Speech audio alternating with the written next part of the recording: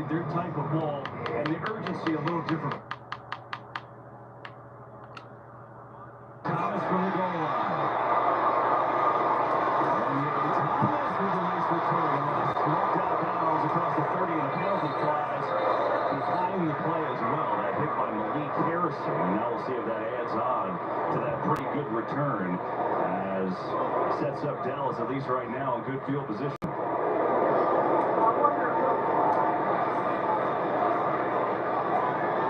Ron Torbert and his crew will talk it over. You're in return. Holding. By return team number 9. The 10-yard penalty for the final foul. Dallas's ball, first and 10. And so it turns out they'll move a little bit backwards. So, Tom, the blueprint for these Cowboys today, in your eyes, is what? Well, obviously, I said in pregame there, it's a Dak game. But are we tough enough? Can we run the ball? We're playing at home. Can we establish tough offensive identity up front? Coach McCarthy's challenged them all week to do that. I'm excited to see what this offensive line does today. I want to see him go forward. Push that defensive line back, and it's going to be a challenge. We talked about the toughness of this defensive front that there is.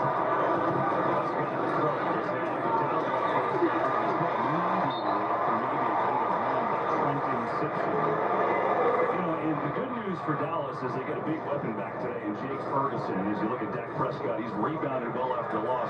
We saw the effects of not having Ferguson last week. Yeah, it's tough. You lose your kind of your number 2 threat behind CeeDee Lamb. They need his production. Offensively, you're always trying to find it from different places, and he was clearly emerged as the most productive player in the offense other than CD.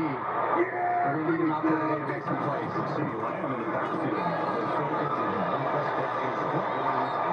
Try to get him underneath the push. Ravens are all over it. And we got a penalty flag at the end of the play.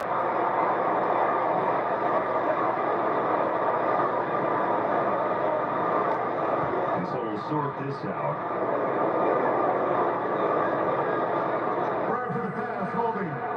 Defense, number 99.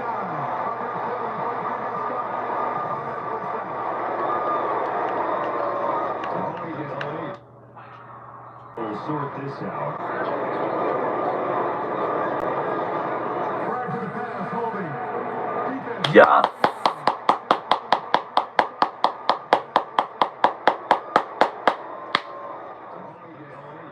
Here's Rashawn Robbins. It's kind of taught like that on defense. You see, you got flash across your face, reach out there and grab him, but they're going to get him for a hold there.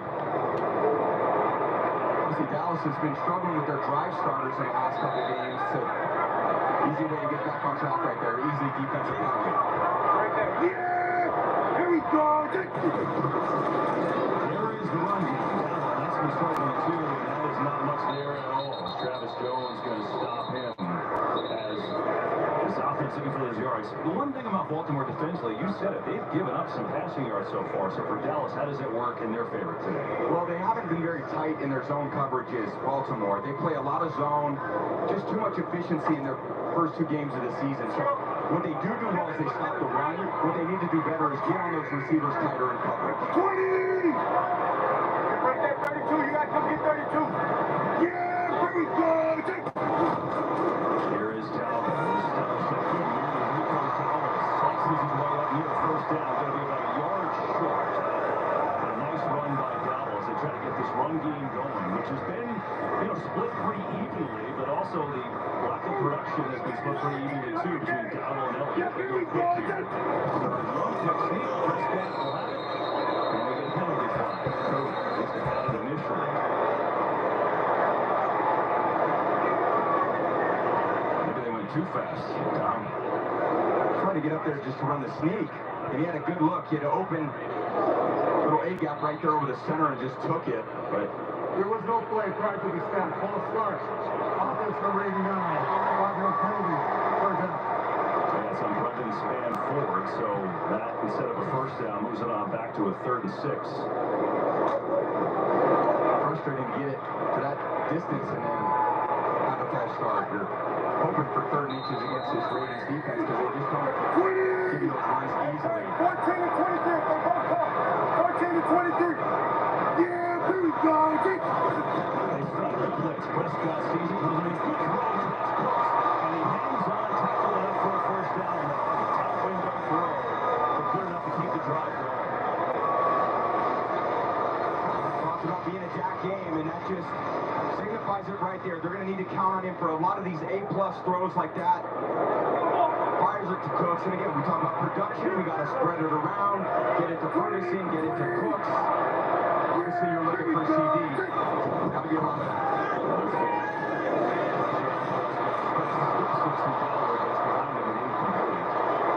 Some good pressure that time. And Michael Pierce delivered a hit. So they'll bring up a second down and 10. Tom, you talked about this Ravens team and what they are and what they're not doing so well. But we know this, right? They can rush the passer. I mean, last week they had 5 sacks. Your former teammate Kyle Villeneuve had a couple of them about that earlier 2.5 innings. So watch out for those two. Here's Prescott. Prescott coming out. Prescott takes him down, kicks it away, and it's incomplete.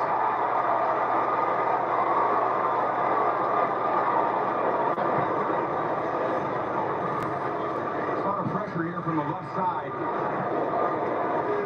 Hamilton coming off the edge. They love him near the line of scrimmage because he's got this rare size, speed, athletic ability. He just track stack down from behind. Dak's not going to see that. You got to kind of feel that. A lot of times when you have those speed guys coming off the edge, you got to feel them back there and give it out that quicker.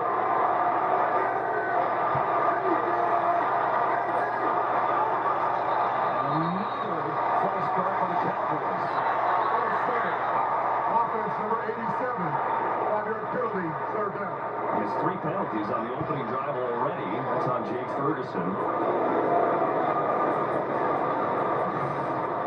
Sloppy football. It's 2 penalties on the tight end. He just sees Van Noy kind of creep to the line of scrimmage, looking in, and he hasn't been out there much. He's been out there for 2 of the 8 quarters this year, so he's got to get his legs underneath it too, get his confidence up, get him a few balls. Running at the 33. Third down. Prescott loads up. Coverage is knocked away. Beautifully by Marlon Humphrey. He was draped over Brandon Cooks. And here comes a punt. We talked about getting tight coverage on the receivers, being more sticky, not giving up easy throws in zone, and Humphrey's all over that. He's just a big, physical corner. Plays inside in the slot. They got him outside there, covering a fast receiver in Cooks, and he was all over that one. It's like they listened to your open time. All right, we'll get up. Yeah, get up there and get sticky. Make them earn it. There's nothing more you love as a quarterback than easy soft zone throws. Keeps you in rhythm all day. The defenses that challenge you every single pass play, you don't love playing against them every week. That's faced those the last couple weeks. Penalized opening drive. Here's the punt. Hardy back to 16. So the Ravens will take over, but a frustrating start for Dak Prescott on the offense. 3 penalties. They go backwards. They have to punt. Now it's Baltimore's turn.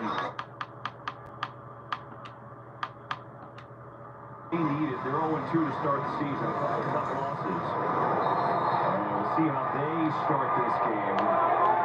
Beginning from their own 29-yard line. Derrick Henry in the backfield with Jackson.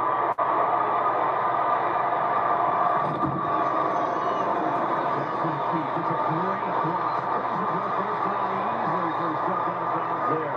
And a nice start. So even though a nice play by Lamar, Tom, you think it's got to be more than a one-man show today as we look at your blueprint for success? Listen, I love Lamar. I've loved everything he's done since he's come into the league. He's so productive, the most productive player. But what is it I think he needs to do is just continue to spread the wealth. He's got a lot of other great players out there at all the skill positions, really good backs. He's got Henry back there next to him, good tight ends, good receivers. Let's get everybody involved, see everyone get some production, make it easier on Lamar throughout the game. Henry could make it easier if he gets off the right side. Always takes a host of defenders to bring him down. And this offensive line is something to watch today. We knew coming into the year it's going to be maybe a work in progress. 3 new starters, some young guys playing. And they might rotate a little bit too on that right side where they've struggled. And that's been a factor in trying to find, that identity and the right mix that you're talking about, Tom. Yeah, they just have not played well up front and have yet to find a rotation they really feel comfortable and confident in. They're going to keep searching until they find it. Justice Hill has got to be contacted by the big swing. She's hit the first down the middle all the way down to the Cowboys 40.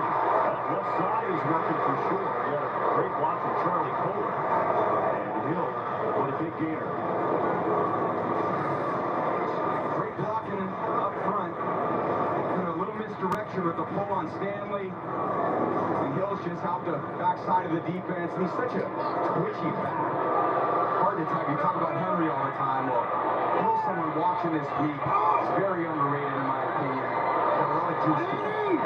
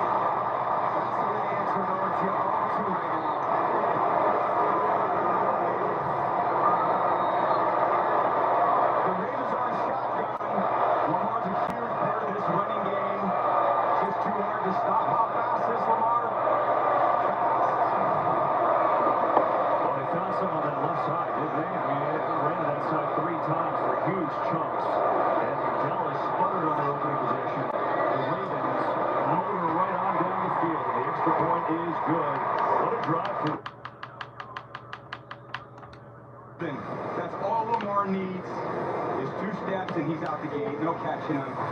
When he's in the shotgun, he's got to be the focus to stop. And at the same time, they use so many other weapons on that first drive. An impressive start from the offense from Baltimore. Yeah, it really was. Cowboys able to take a knee start on the 30. Well, the Ravens certainly have urgency at 0-2, don't they, Tom Rinaldi? They do, but not panic. This is the exact start that they talked about all week. Lamar Jackson saying these were the best practices of the season so far. We're not moping around. Guys aren't doubting themselves, he said. John Hopper said the approach was, quote, long-term understanding and short-term focus. Short-term, yes, it's a huge game and we know we need to win it. But long-term, it's always a race to get better. If we don't win, we understand there's a long way to go this season. Great beginning and energy here on the Baltimore sideline. Now, how do the Cowboys respond? The opposite of what they wanted. And here's Rico Dowdle. Rico's got 5 yards on first down. And, you know, we talked to Mike McCarthy about establishing the run, right? If you go panicking, you know, he said, look, we haven't really had the attempts. You know, the first game they blew out the Browns, but they wanted to run it better. They didn't. And last week they were down from the jump. And they had to throw it, really. They get forced into a bit of a running game, which is, forced into a bit of a passing game. It's hard to do that consistently well against good defenses. Yards short of the first down. And, you know, when you look at Baltimore's defense, Tom, I know it's 2 games, but they're number 1 against the run and dead last against the pass. I know. You would think it might be another passing game as you thought. Yeah, it's just it's such a prideful defense. You see it being 0-2. It's got a history of defense in Baltimore, and they take it to heart. They don't want to be last in anything in Baltimore. It's really not physicality. It's actually surprising that Dallas has come out and run the ball so often here early. Coaching here, Prescott, looking to see the line. Kick like cover for his line. He was full down as well, people. Great catch for the first down. Hamilton was there, but it didn't matter. Hunter Lipke delivers a 17-yard hookup. They're trying to make this just a simple throw to CD, their go-to guy in the flat, but they got it so well covered, and Dak just drops an A-plus throw to Lipke, the fullback. Get him involved. Hello. He worked out as a tight end in the offseason, and it kind of looked like a good to me. He's loving the game now. He gets in and maybe a yard if he's lucky for Roquan Smith ran into him. You know, the Ravens talked about some of their changes. This is one of them, right? Mike McDonald took that head coaching job with Seattle. So Zach Orr is a new defensive coordinator. First time for him calling plays. Just 32 years old. Was with the Ravens as a linebackers coach. In fact, was a good linebacker for them. Played for them. And then had to retire early with a spinal neck injury. So big change for them on that side of the ball. A lot of new players, a lot of new coaches. It's just going to take some time for them to get acclimated to these new people.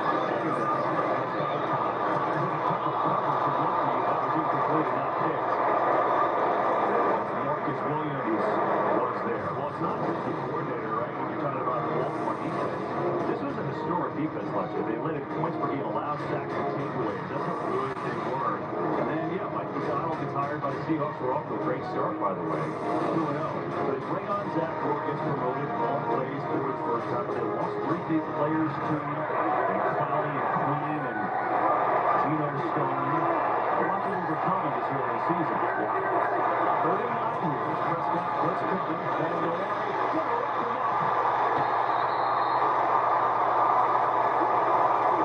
Your ex-teammate's pretty hot. He had 2 sacks last week. He gets another one there. He's fired up. I saw him before the game. He was geared up and ready to go. Said they had a great week. And they've just been all over CD. A couple guys on them. And then they got good coverage. And then here's the pressure. It marries itself together. Cover well early. Get up there. Get sticky in coverage. Now they are. Brandon Aubrey trying a 65-yard field goal. His long this year, 57. 65-yarder from Aubrey is up.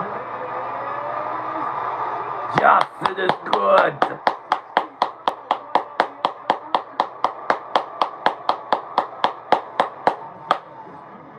Electrifies the crowd here.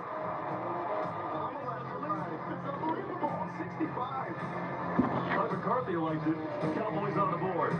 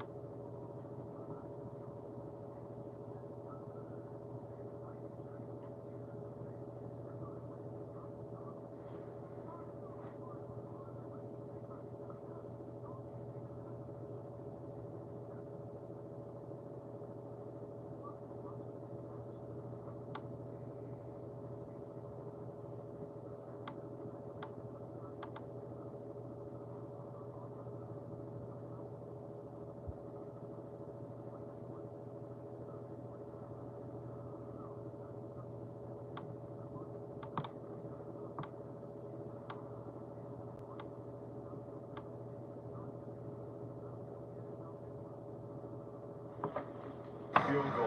The record is the guy standing on the other sideline is Justin Tucker, who had 66 a couple years ago. And it's funny, Tom, we had the Cowboys in week 1. Aubrey hit a 66-yarder, but they had a penalty and it nullified it. They were going to try a 71-yarder. McCarthy was going for it. He said he got talked out of it by special teams coach. But that was 65. And now the Ravens will take it from the 30. We got to go back to this kick. Yeah. It's hard to imagine the thought of attempting those. And he just bangs it. What a leg, obviously, the accuracy. He's just, we talked about him before, he's like the Steph Curry of kickers.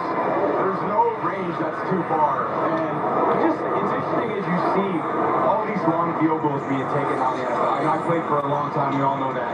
The thought of a 52-yard field goal was kind of always the line of demarcation. That mental block brain barrier has been broken by NFL kickers at this point. There's almost feels like there's no limit. I have one of those games where they have the longest field goal win. But the Ravens still lead 7-3. They went right down the field in their opening drive. And here is Derrick Henry. That left side, there's something there, Tom. Yeah. On the opening drive, 38 of their 41 rush yards to that left side. Yeah, keep it left over Stanley. It's a little more continuity over there. The right side of the lines where they struggled. Now, of course, they struggled versus Chris Jones in the opening week, Max Crosby in the second week. So they get him to the left side, and I think so much of this game, when you're 0-2, you're thinking, you got to go behind our best guys. You got to play. Huge game, obviously not into anybody's season, but you can't afford to go 0-3, get yourself just too deep in the hole.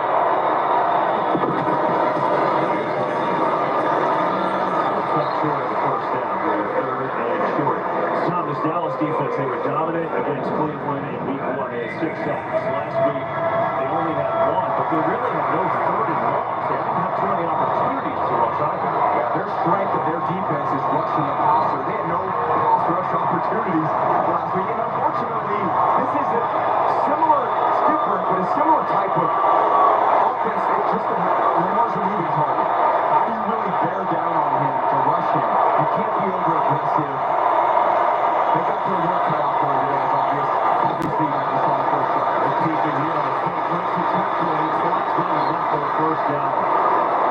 Nice little run for a couple yards, keep the chains moving. So you talked about that. How do you rush him? Michael Parsons was saying, yeah, you got to try to contain him, but how? Well, they call it a funnel rush. Kind of keep them in a cage. And it's the entire defensive line that has to be committed to this. Parsons in there trying to get him down. He's just so slippery. But when you're rushing him, you can't be out of control, and you can't run behind him. All 4 guys just got to push the pocket, try to get him to throw out of the well. He's most dangerous and most efficient outside of the pocket. If they can keep him in the pocket, he's still good. He's just less dangerous there than he is when he's outside. That's not exactly what you're talking about. Parsons may be the fastest rusher in the league that just skirts right away. I can't imagine a better athlete chasing him than Parsons. And they need more of that from him all day as well. He's their best player on defense. Look at that. You're not going to find 2 better athletes in the NFL in one screen than Parsons on offense and Lamar on offense and Parsons on defense.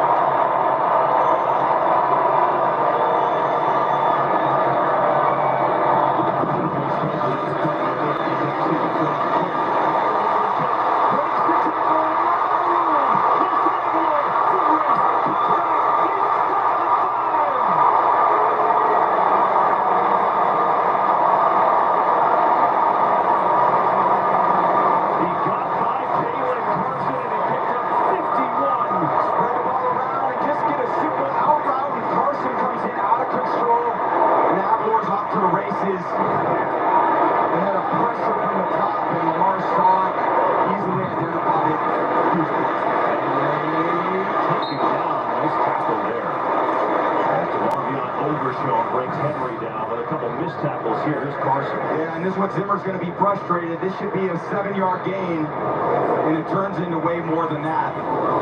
Tackling, missed tackles, going in there under control.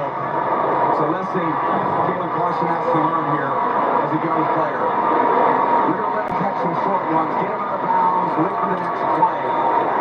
Just not to go in out of control and to give up that big game. It's good jumbo. Give it to Derrick Henry.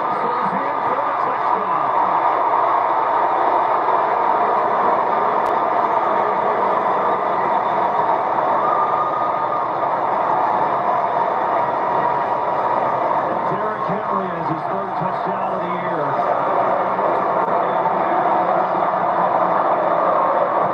They've been struggling on the right side of this line. They've pulled a guard, and Henry's just behind it. Too much power. You're good to see him get involved here. We talked about distributed. That's in the pass game and the run game. You bring in a guy like Henry to run downhill, get in these short yards, goal line situations, and just pound that rock.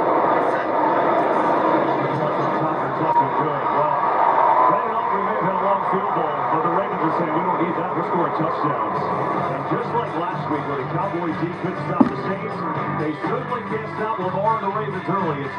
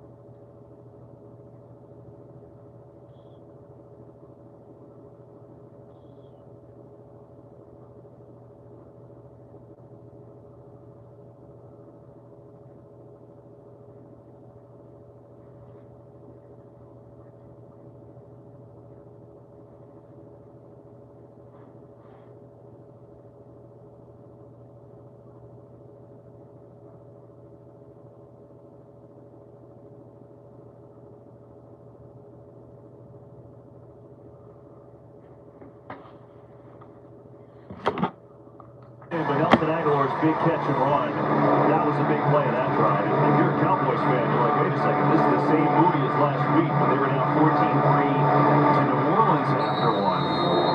Their defense is reeling right now. Now they'll get it back on offense and start looking dirty. Back to the play to Aguilar, Tom. What happened there? Well, you got a three-step drop already called in the huddle, and you get Wilson blitzing off the right side. It's a pretty easy read for Lamar just to run this quick out.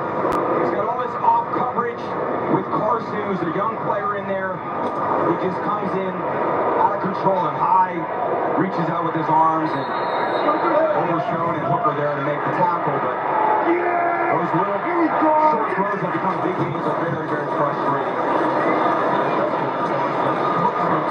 Contested in traffic and right around the marker. We'll give him 9 on that first down play. Well, one thing for sure, you talked about how the Ravens had kind of played soft coverage and they had to make it tighter coverage today. It's been a tight window throw almost every time so far for Dak Prescott. Very impressed by how they've adjusted their defense over the first 2 weeks. And hey guys, we got to get up there and be more sticky. We can't just leave so many off throws. Even that throw is, you need a good throw and catch from Prescott to Cooks to complete that. Watch what your defenses do. Make the offenses fired in their attack.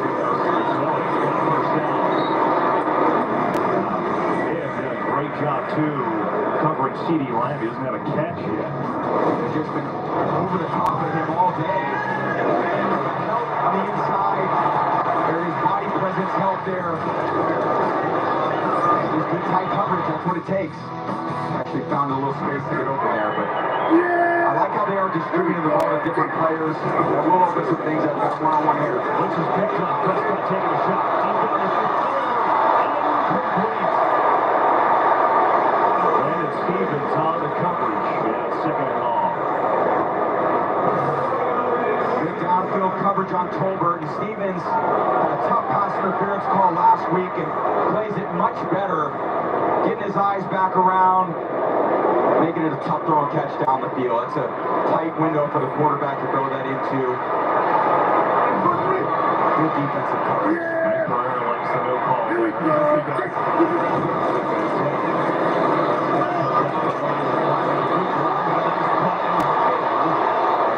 is up to the 49. Third down and 4. It's a good play design. What I like is this is a challenging defense to run inside against, so how can you throw some really high percentage passes to get the ball outside of the perimeter to avoid the inside of that really powerful Baltimore defensive line? That's a good example of it. Good play call. Use some of these short passes as the running plays.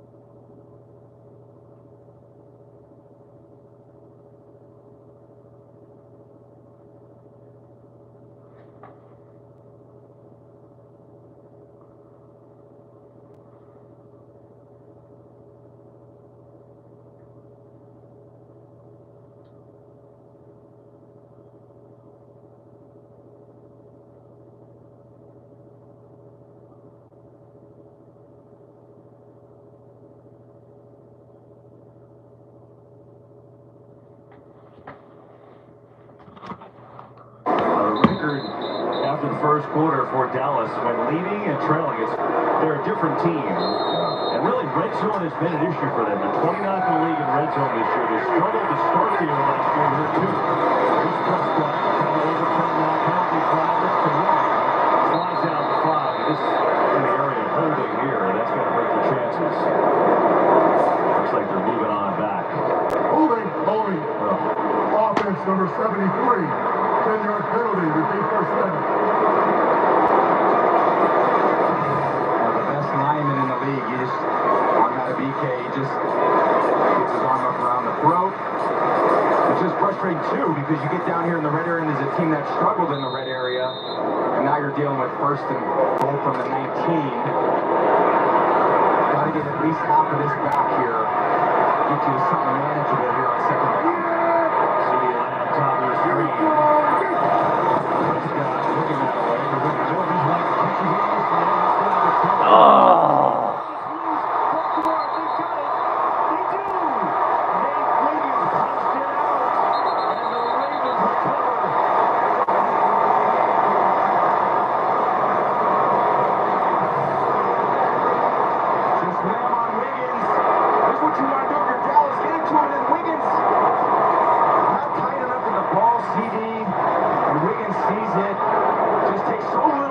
When that ball's not tight to your body. That ball's a little loose. It takes so little pressure to knock that ball off you.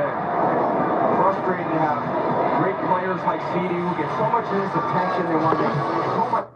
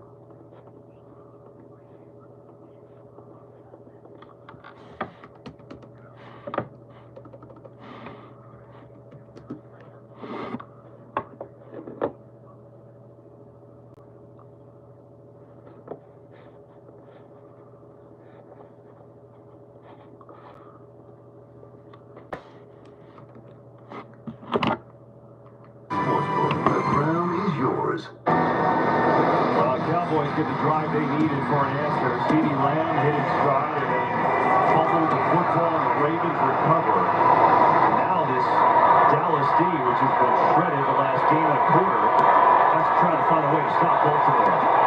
Take a look at that. Fumble one more time because here's Jackson. Looks like to take Flowers for his first play. Flowers picks up a couple. Mike Burr on this catch, you thought for sure a catch and fumble, right? Yeah, it's ABC. Control, 2 feet, and then time. What is time? An additional step, a third step. And so he gets that third step down, and then the ball's knocked out. Clear fumble.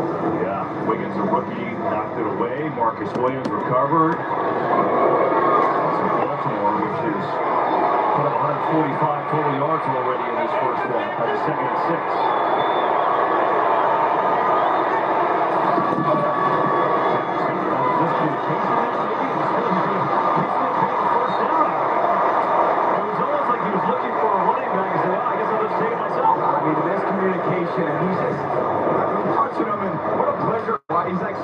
Freeman. I thought I called him the eraser because he just erases the things that come up when you see a little bit of bad football. Turns what would be a negative play for almost every other quarterback and turns it into another rushing first down. Which is awesome back there. It's crazy. It's awesome.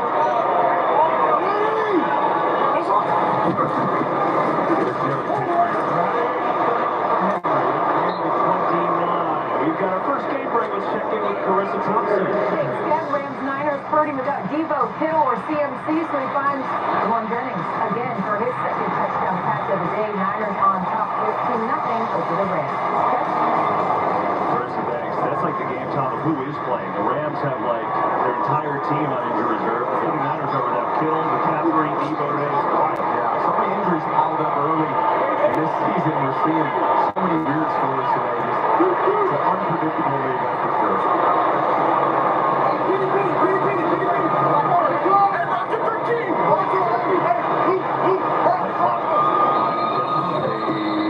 Timeout. Penalty flag. No, they did not. It's a delay. Play of game. By the offense, under artillery. Second down.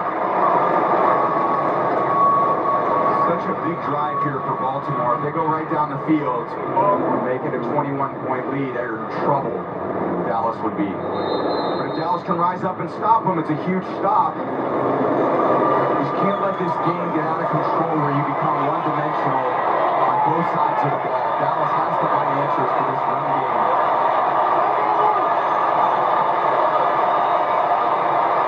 Justice Hill in the game. Here's Roberts gets it on the jet sweep. He's swung on that hole. Well played that time by Maris Leofeld. Rookie, third-round pick. It's a good opportunity here on third down to stop them and get them into that pass rush defense that Dallas did so well in week 1. They didn't do it in week 2. They haven't had any chances today. How does Zimmer choose to attack this?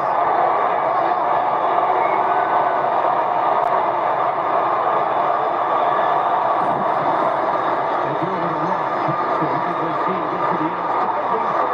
And he should have a first, and he does. Just a power run to Lamar Jackson, and the drive continues.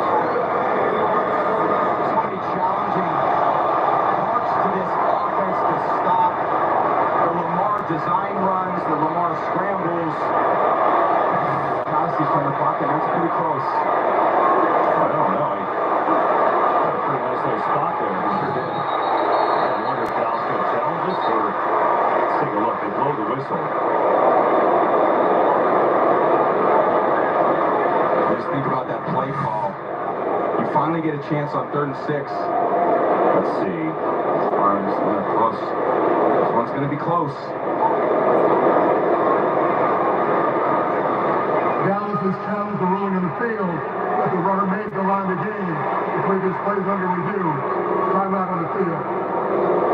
You know, if you look And Mike McCarthy's got challenged. right, it looks like he's a hair short, but we're going to take a break and look at it too. We'll see what Mike thinks when we come back. Take a look. First down for now for Baltimore.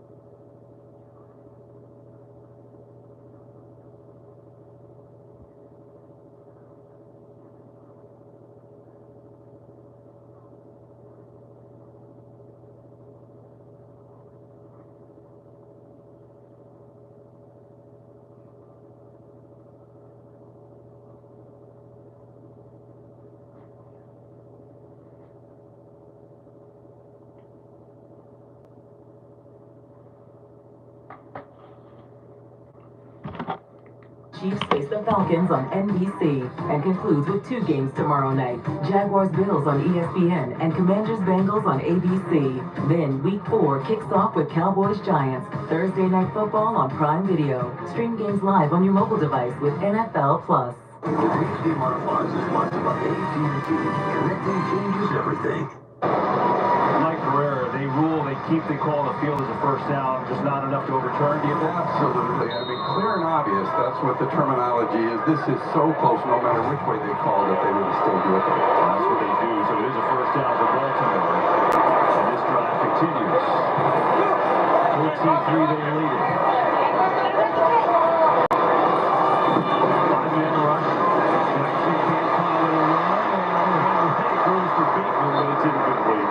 That's some pressure from Odiggy Zoo at that time at his feet. Hey, starting your Saturday strong, big finish Saturday. Fresh off a huge win over USC, 12th ranked Wolverines. Back in the spotlight. They battle Minnesota in the Big Ten Clash. It all starts 10 a.m. The big noon kickoff, followed by Minnesota versus Michigan at noon on Fox.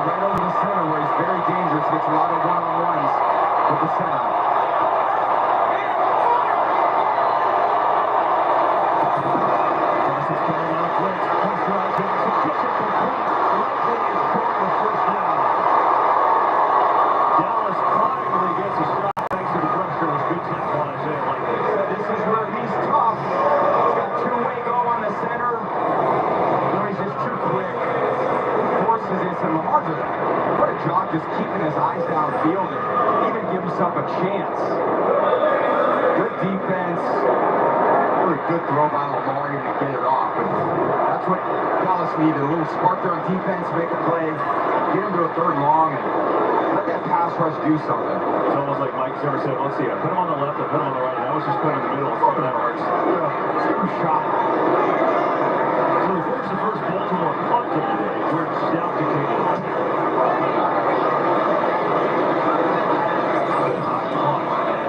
Solid Baltimore bounce inside the 10. Wow, it's a great job by Jordan Stout.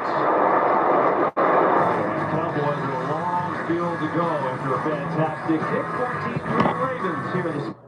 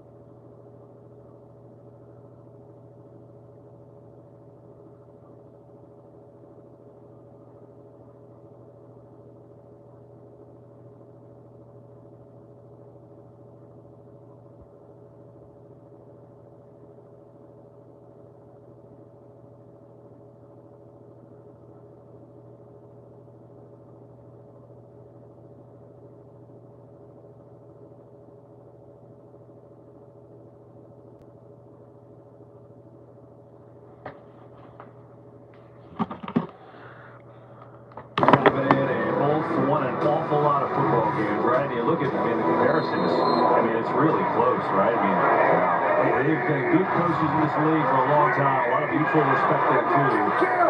Mike McCarthy's consistency is kind of disrespecting to describe John Harbaugh. Both have that championship DNA, great leaders. Very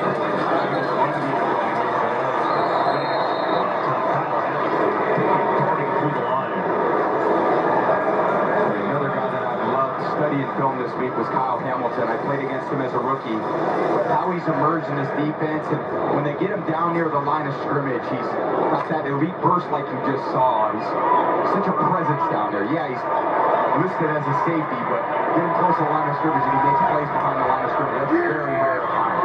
Here we go!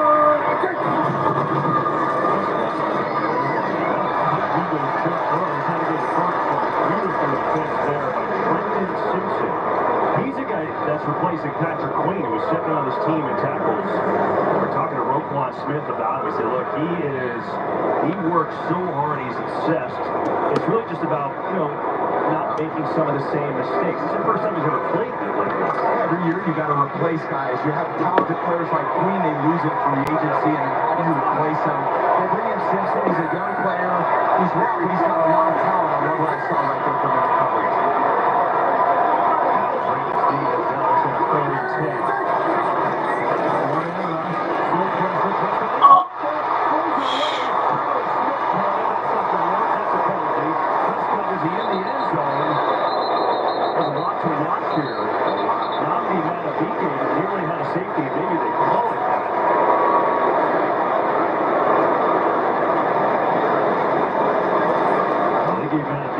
Contract after an amazing 2023, and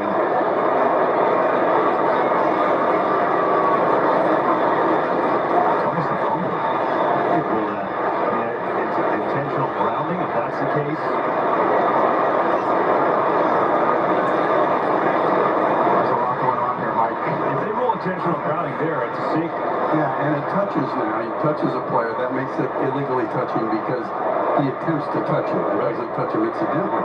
But if there's no eligible receivers in that area, you disregard that touch and you could convert that into intentional grounding. I don't think there was anybody in that area but Tyler Smith. Meanwhile, Matabike. Let's see what they call it here.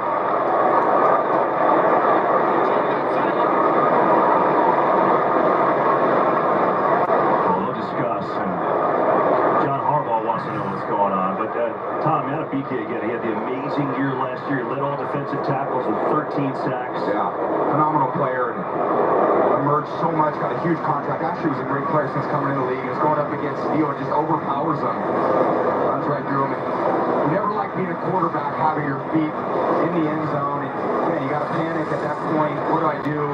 Try to get rid of it. Illegal touching of the forward pass by the offense, number 73. That penalty's been declined. It's fourth down. Cowboys get lucky there, right, Mike? I mean, they could have easily called that intentional grounding.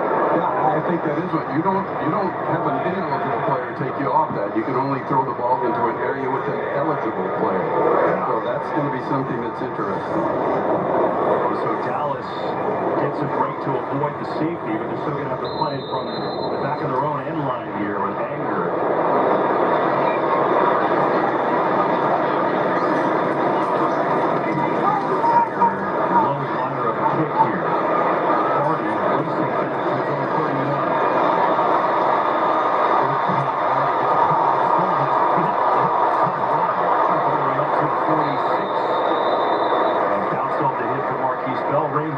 Field position up 14-3, and we'll be right back after these messages.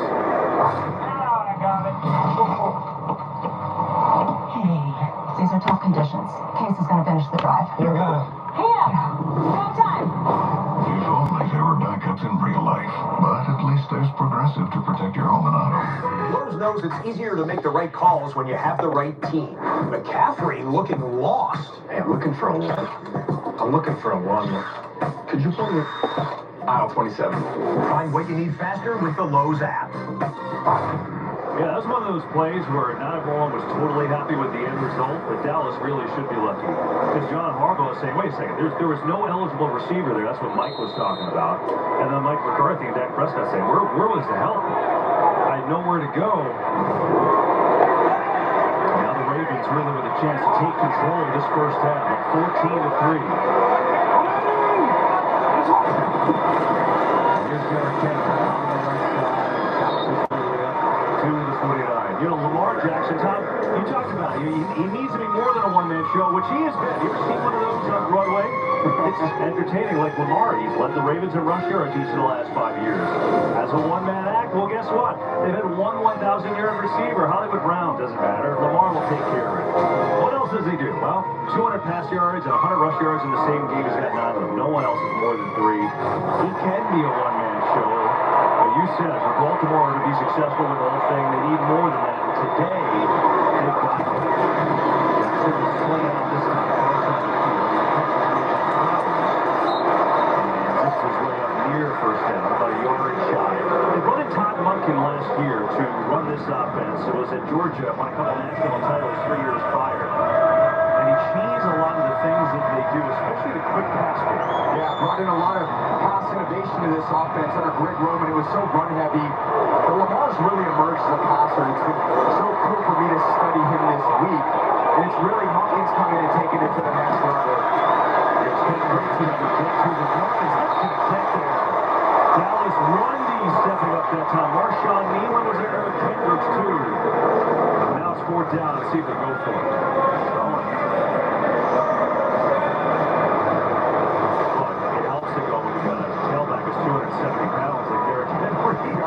Between the most unique athletic player in the NFL and Lamar, and you got Henry in there. You like to think a yard and a half, and he's always shown confidence in these short yardage situations. Probably being a shotgun here. Henry up the left side.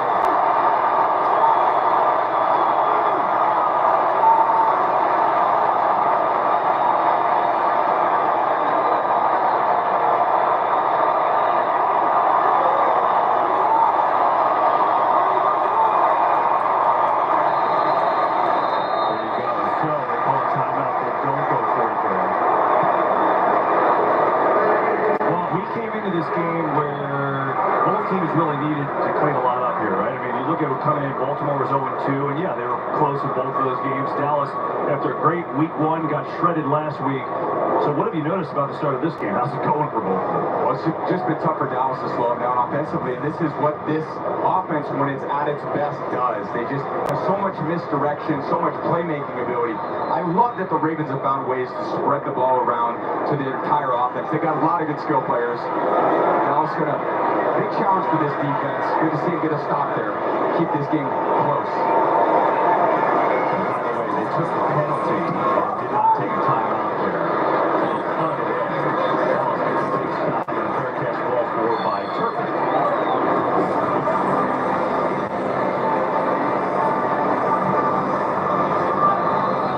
So Dak Prescott and the offense back on the field. They could use something. Down 14-3 in this first half.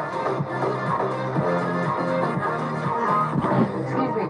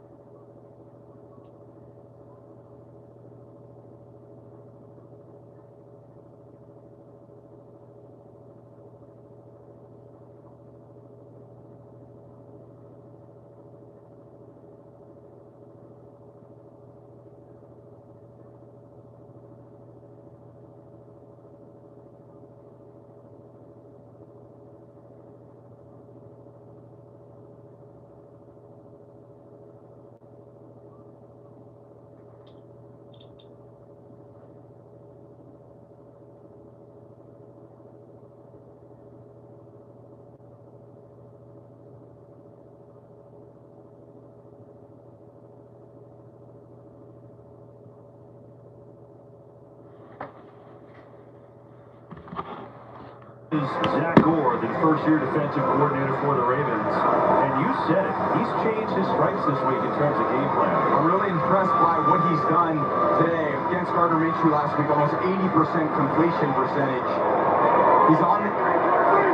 Watch that Saints game. So we got to get up there and play stickier coverage on defense. That's only 8 of 15. This game is a high efficiency game for Dak. It just hasn't been thus far. Prescott going deep, looking for Brandon Cooks. Great coverage there. And maybe a grab or two as well for Brandon Stevens. He got away with it. Well, you said sticky. This would be maybe the definition of that. It is just on them tight. They're up there in press coverage, and this is what Brandon Cook's strength is, running down the field, but just can't seem to get much separation. We haven't seen it in zone coverage. I haven't seen a lot of separation in man coverage. It really answered the bell. Coming into this game, I had a lot of questions about how tight they could be in coverage. And a good performance thus far. I mean, to that point, Tom, 9 of Dak Prescott's 16 throws were into tight windows. It's just something they didn't do like that. I mean, last week, Devontae Adams was doing whatever he wanted. Yeah, they didn't handle the game wreckers last week. Bowers hurt him. Adams hurt him. Now you got a different set of them here at the Cowboys. And Dak is doing a good job of spreading the ball around. It's just as soon as they're catching, they're getting hit right away.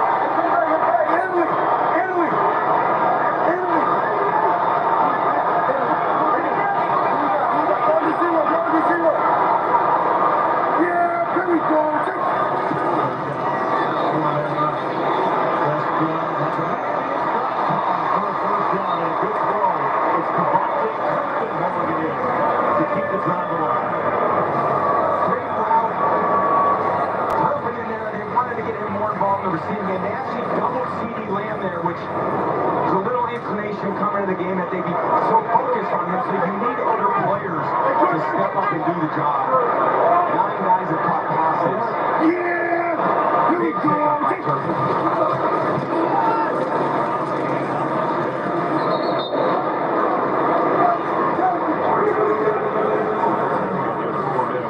That last play is fun. Dak Prescott does so much of the line of scrimmage, right? Yeah. And we talked to Roquan Smith about it this week. You heard him mention zero. That's Roquan. He's like, man, there's a lot of dummy calls that Dak makes there. And as soon as I hear it, I say, ooh, he's telling us a lie right there. It's the advantage of playing at home, and I love that. There's Roquan right there in the middle of the defense. He's going to come and turn and try to get a little quicker than he can.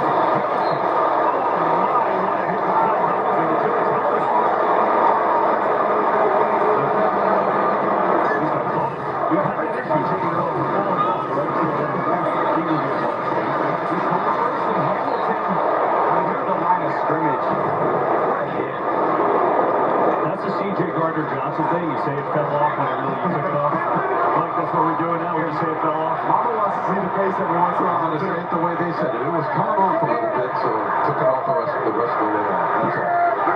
Center. Let's come. Let's be season, and this is a Elliott. Got some room there, and now it's 4th and 7. Here comes the punt team. Just had him wide open. Just a deep throw. You know, I have my little grading scale, but gotta give him a good ball. That's the only way that we have a chance to get the first down. That's gotta give him a better one than that. Frustrating for this offense to have a chance to get down there in the red area with their best player, with their best pass catcher in CD and the fumble. And yeah, these stars that they have, I gotta rise to the occasion in games like this. There's Anger. Back at the 11. Great kick from Anger, but the Ravens squarely in control with 3:07 to go on all 3 timeouts. And we'll be right back after this message from Taco Bell.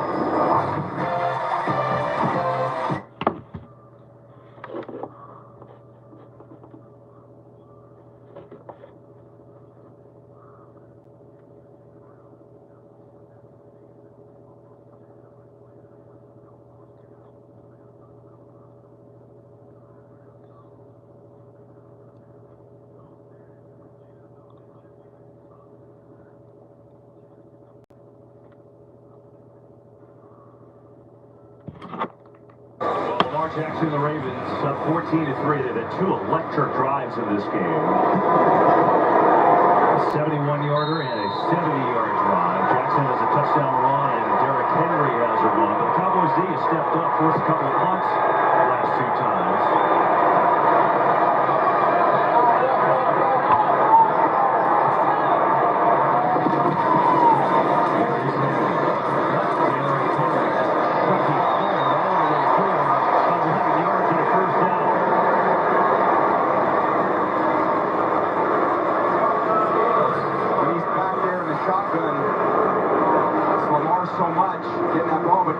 Give it to your 250-pound back and try to get him on the ground, and you're going to need a lot of bodies around him. He always has found a way to fall forward. You're looking at the most productive back, active NFL back in the NFL since he arrived. That's why he's just a load to bring down.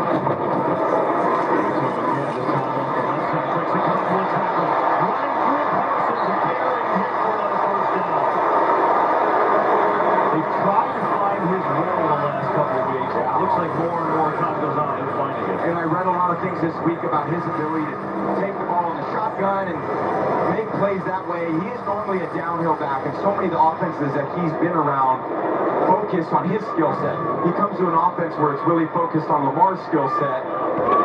He's looked pretty...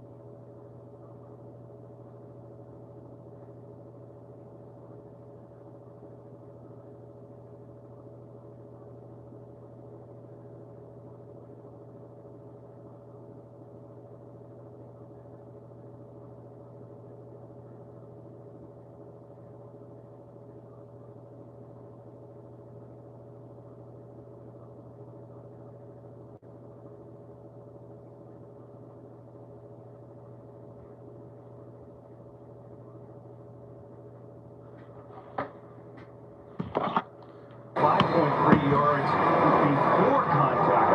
We talked about the offensive line. They're doing a good job today. It's been their best performance to date. They haven't stopped anybody. John Harbaugh maybe thought would rotate a little bit. They haven't had to today.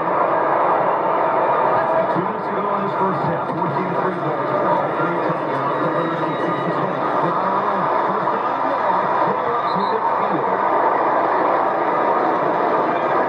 There's so many guys to defend. They're doing a good job keeping it moving. And we went into this game talking about the toughness, the physical, mental toughness of what the Ravens are. In my view, it's always been a toughness in the NFL is can you run the ball, can you stop the run? I think that permeates the entire locker room. It does this week for the Ravens.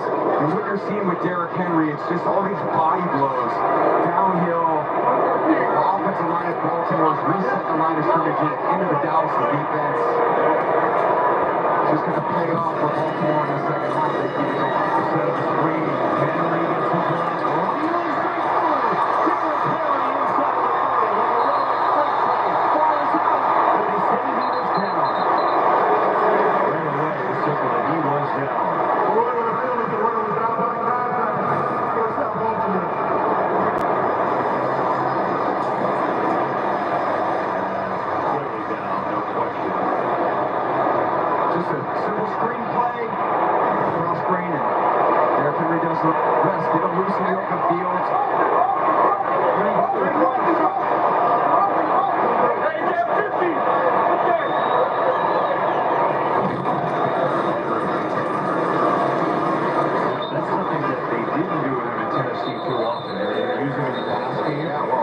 You said before for Elliott, it's a great way to use him. It's kind of a run play, isn't it? Yeah, it's just a run play outside of the defensive line that you don't have to deal with. And you're right, he's not your prototypical pass catcher where he's going to run out in the flat and make some juke move on a linebacker to get open. But what he does do in the screen games, when you get him outside to the perimeter, he just has so much power. He gets ahead of steam, and he's got an incredible knee drive. He's got the stiff. How many of those stiff arms have we seen in his career?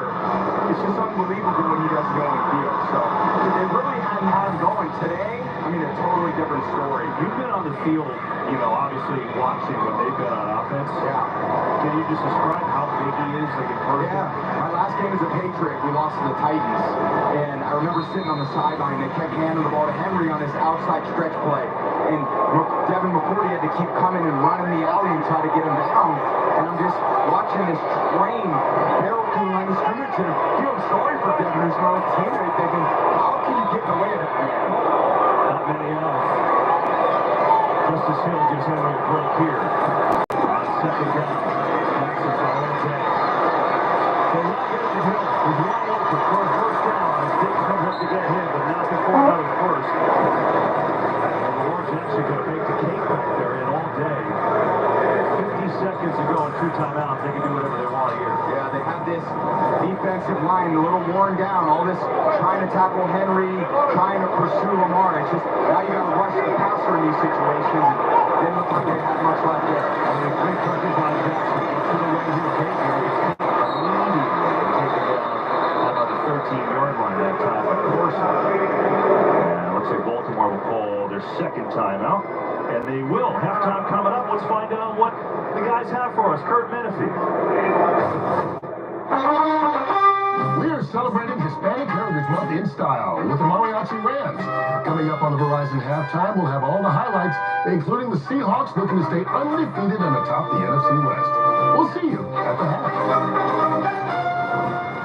Kurt, looking forward to that. I expect you to show us a couple of answers, too, in the Mariachi Rams. See. But, Tom, this is a pretty pivotal 31 seconds because Baltimore gets the ball after the half. Yeah, they've got an 11-point lead. But again, a touchdown field goal. And then getting the ball right out of half, they could get out of hand if they don't buckle down on this defense a little bit. And I think of the Cowboys defense, there's not a lot to hang your hat on right now. There's not a ton of confidence that you're playing with. You just eventually got to try to get them to a third down and stop them. But there haven't been many answers for this really challenging offense. They've got so many weapons and they're utilizing them so well today. This is what they looked like last year.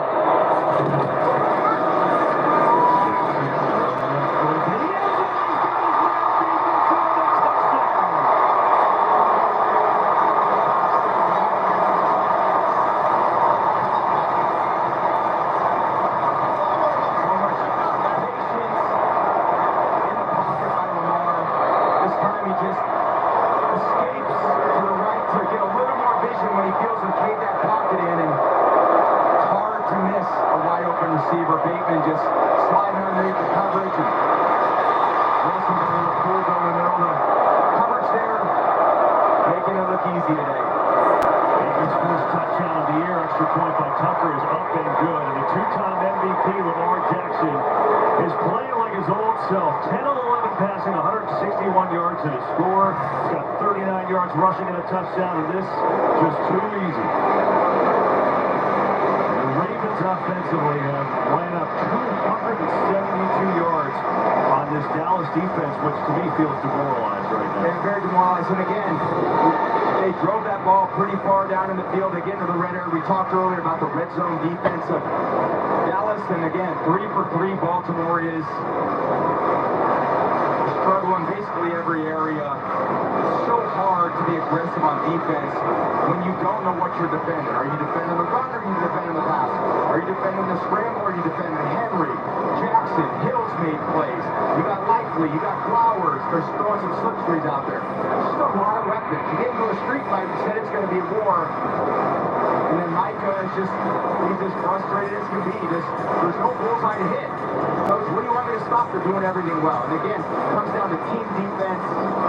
There's no answers today thus far. It's amazing the contrast of your Cowboys fan. Week 1, they were utterly dominant in Cleveland. And since they can't stop anybody. And again, we talked about the game fast start. What's it look like at the end of the first quarter? Who gets to play the version of football they want? It's been all Ravens football. 25 seconds to go in this half. They'll start from the 30. Well, Lamar is the 2-time MVP. And you talk about, the Raven Edgar Allan Poe. This is a scary poem if you're an NFC opponent. He's 20-1 against you, only the one loss. Best win percentage since 1970 in that time. And look at the numbers. 33 touchdowns, 8 rushing touchdowns. If you're an NFC team, never more. It's not good. Flag, by the way, on that kickoff. And again, the Ravens get the ball to start the third quarter. It's an important penalty, too. There's no foul in play. Dallas' ball, first and 10. Don't forget that. I was going to say, Aubrey had a 65-yard field goal, so at least you try and sneak some points here. You'd love to sneak some points in here. 25 seconds, 2 timeouts. They certainly have enough time, and they're in these situations. You got plenty of playmakers to get it to. Ferguson and CD got to come up with some chunk play here. Get some positive feelings going into the locker room.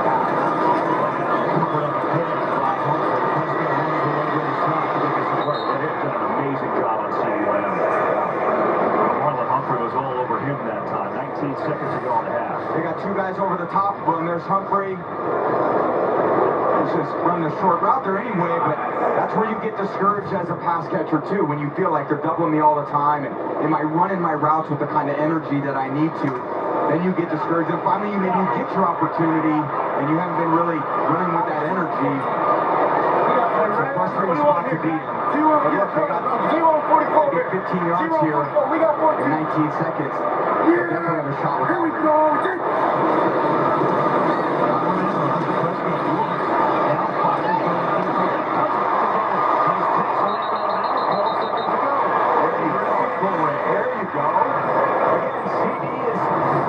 Workhorse for this team.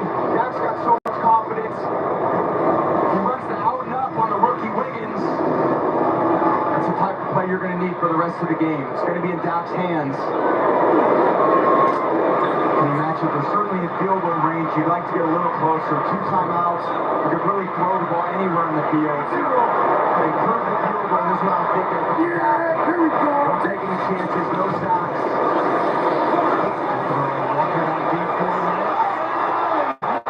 Catch the feelings, yes.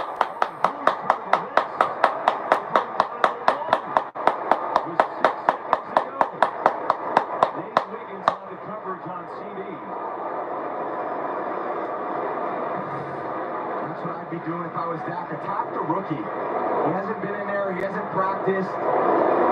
Hasn't played at all. You get in there and go after him with your best player. What a way to get him in the game. There's 2 fouls on the play. Did not see the second penalty, which is back near the line. They're discussing this. Mike, this is a no-brainer, right? I mean, am I missing something here? Yeah, no, there was 2 fouls, and I think they were both grabs, and so they're just looking which one they're going to take. Now, they put their flags both on the 1-yard line. That's what both teams during the play. Offense number 60. number 2. Those penalties offset. Repeat first down. So they did get one on Dallas and on Guyton on a holding. Another rookie just dealing with Owe. You can't let him to the inside of the pocket. Guyton has struggled in the first 2 games of the year with pressure, where you can't let him maintain the integrity of the pocket. Never the inside move. Block him inside out. Give your quarterback a chance to throw it. Big missed opportunity by Dallas. So instead of having it at the 1, they'll send Aubrey out there for a 51-yarder, and the Ravens will call another timeout. Try and make them think about it.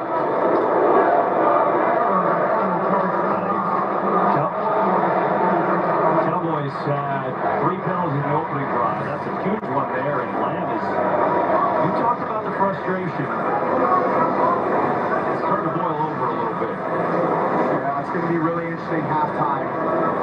Challenging the mental toughness, and you want to see what your leaders of the team, how they respond. I don't know, I like to see good body language out there. Everyone's competitive.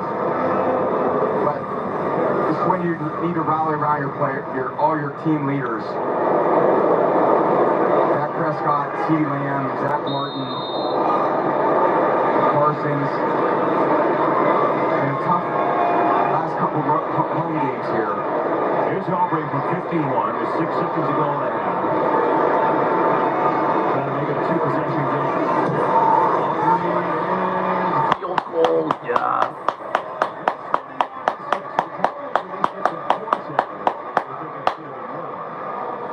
Take the 51-yard field goal, no doubt. With 2 seconds to go in this opening half. A half that will need a lot of adjustments. A lot of adjustments, a lot of keeping your poise. And when you have Coach McCarthy in there, again, he's had so many great seasons here, 12-win seasons. Been a part of a championship team at Green Bay. He's dealing with a lot of diversity now. You got the home crowd. What is this coaching staff going to do to go inside, and how are they going to convey to these players that what they're doing just isn't good enough? Certainly not good enough on defense. No answers for Baltimore in the run game. And offensively, these penalties, turnovers, losing the game in the red area, losing the game on 3rd down. Getting out-gamed, getting out-topped.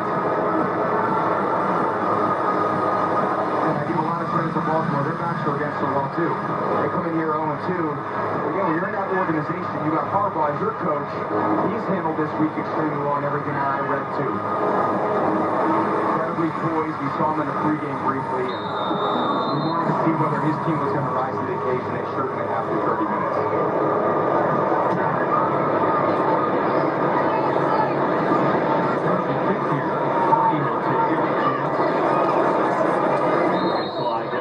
Do it for this first half. A pretty dominant one for the...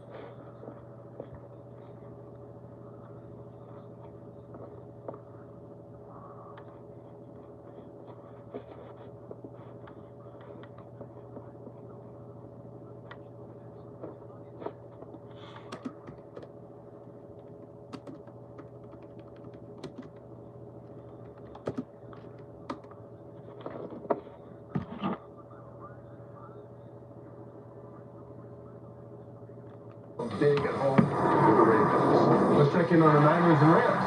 All right, where are the weapons coming from with all those starters on the 49ers injured? Well, Brock Purdy's still playing. He finds Dwan Jennings on a 4-yard touchdown. His second receiving on the day. 49ers at 14-0. Back comes the quick slant.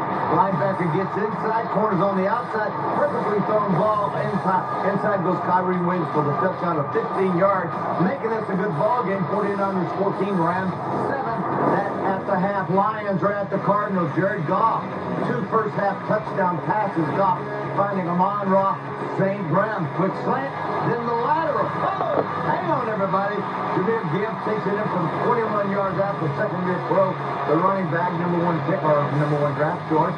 It's 20-7 at that point. Lions on top of Arizona.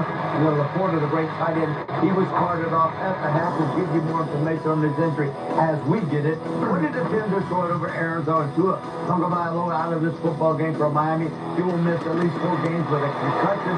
And then he watches, though, as Geno Smith, beautiful thrown ball to DK Metcalf. He takes it 71 yards. Big man, big receiver, a lot of speed. Seattle 17-3 on top of the Miami Dolphins. At the Carolina Panthers, Bryce Young, the last year's number 1 draft pick, he's benched in favor of the veteran Andy Dalton out of TCU. He has 3 touchdown passes in the first half. Adam Thielen there on a 31-yard touchdown. 21-7 Carolina on top of their Vegas Raiders. Earlier today, the Eagles knocked off the Saints, their first loss of the season. Green Bay wins on the road. Giants gets their first victory. Denver with the upset of Tampa. Minnesota goes to 3-0. Indianapolis takes care of Chicago. And Pittsburgh stays unbeaten on the year, knocking off the Chargers by 10. If you go back to that playoff game last year, the Cowboys have been outscored by 54 points in the first half alone in their last 3 home games. Another half coming up in just a bit, but first, more highlights for you right after this break. And going into it, we've got Lamar Jackson, one of the Verizon play in the first half. We got him off and rolling, and it's been all Ravens since. The Verizon Halftime Show is brought to you by Verizon, the NFL, powered by Verizon 5G. We're back on the floor. This season, there are 100 more of you. This whole thing just got a lot tougher with more to conquer. Boom hand. Football. Pass. So much competition. Light it up! Premieres Wednesday after The Masked Singer on Fox. Start your day with a bang. As FS1's brand new lineup. We're going to change up the vibe. Everything you need. Have some fun, old guy. Level up your game. Undeniably, my favorite. Every weekday, for sure.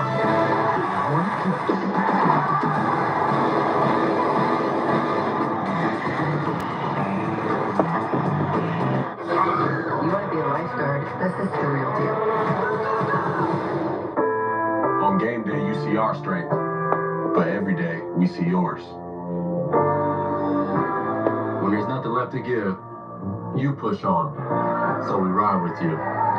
Time after time, you show up. We're always here to support you, doing what it takes, no matter the battle you face.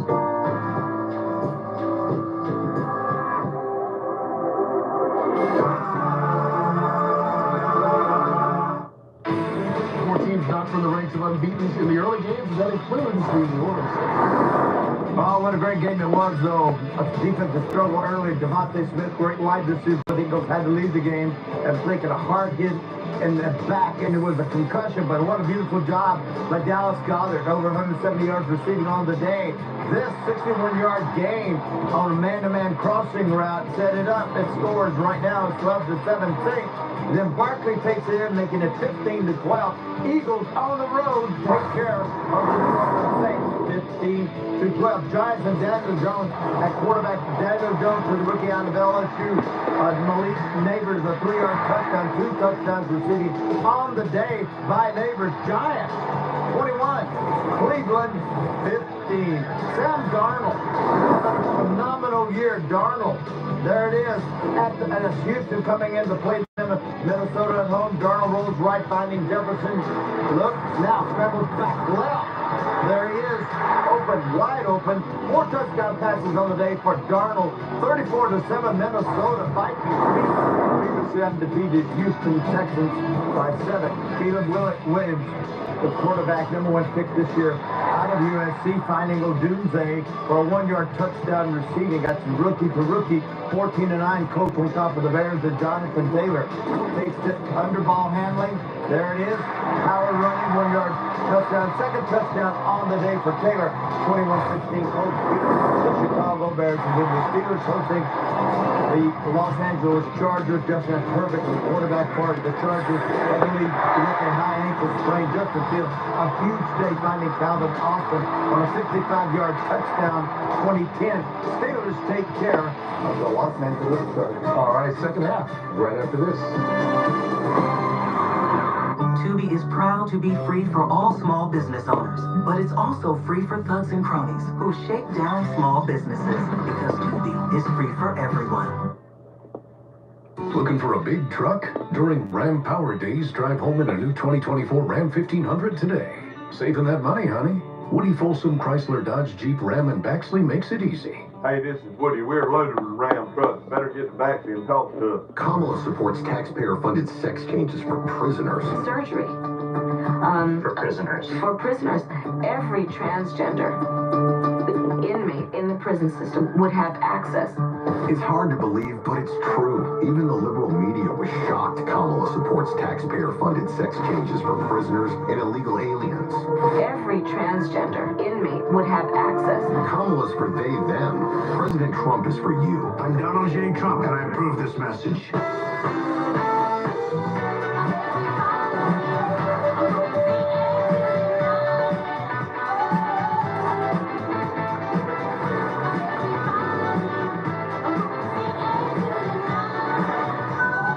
Class-leading safety features at every turn. The Hyundai Tucson. Lease a Tucson for $219 a month, or get 1.99% APR for 60 months, or up to $1,250 bonus cash. Visit your local Hyundai dealer today. Driving the Nissan Rogue with Google built in is like... Take your bone. Turn on Rocky's food. It's like the ultimate connection.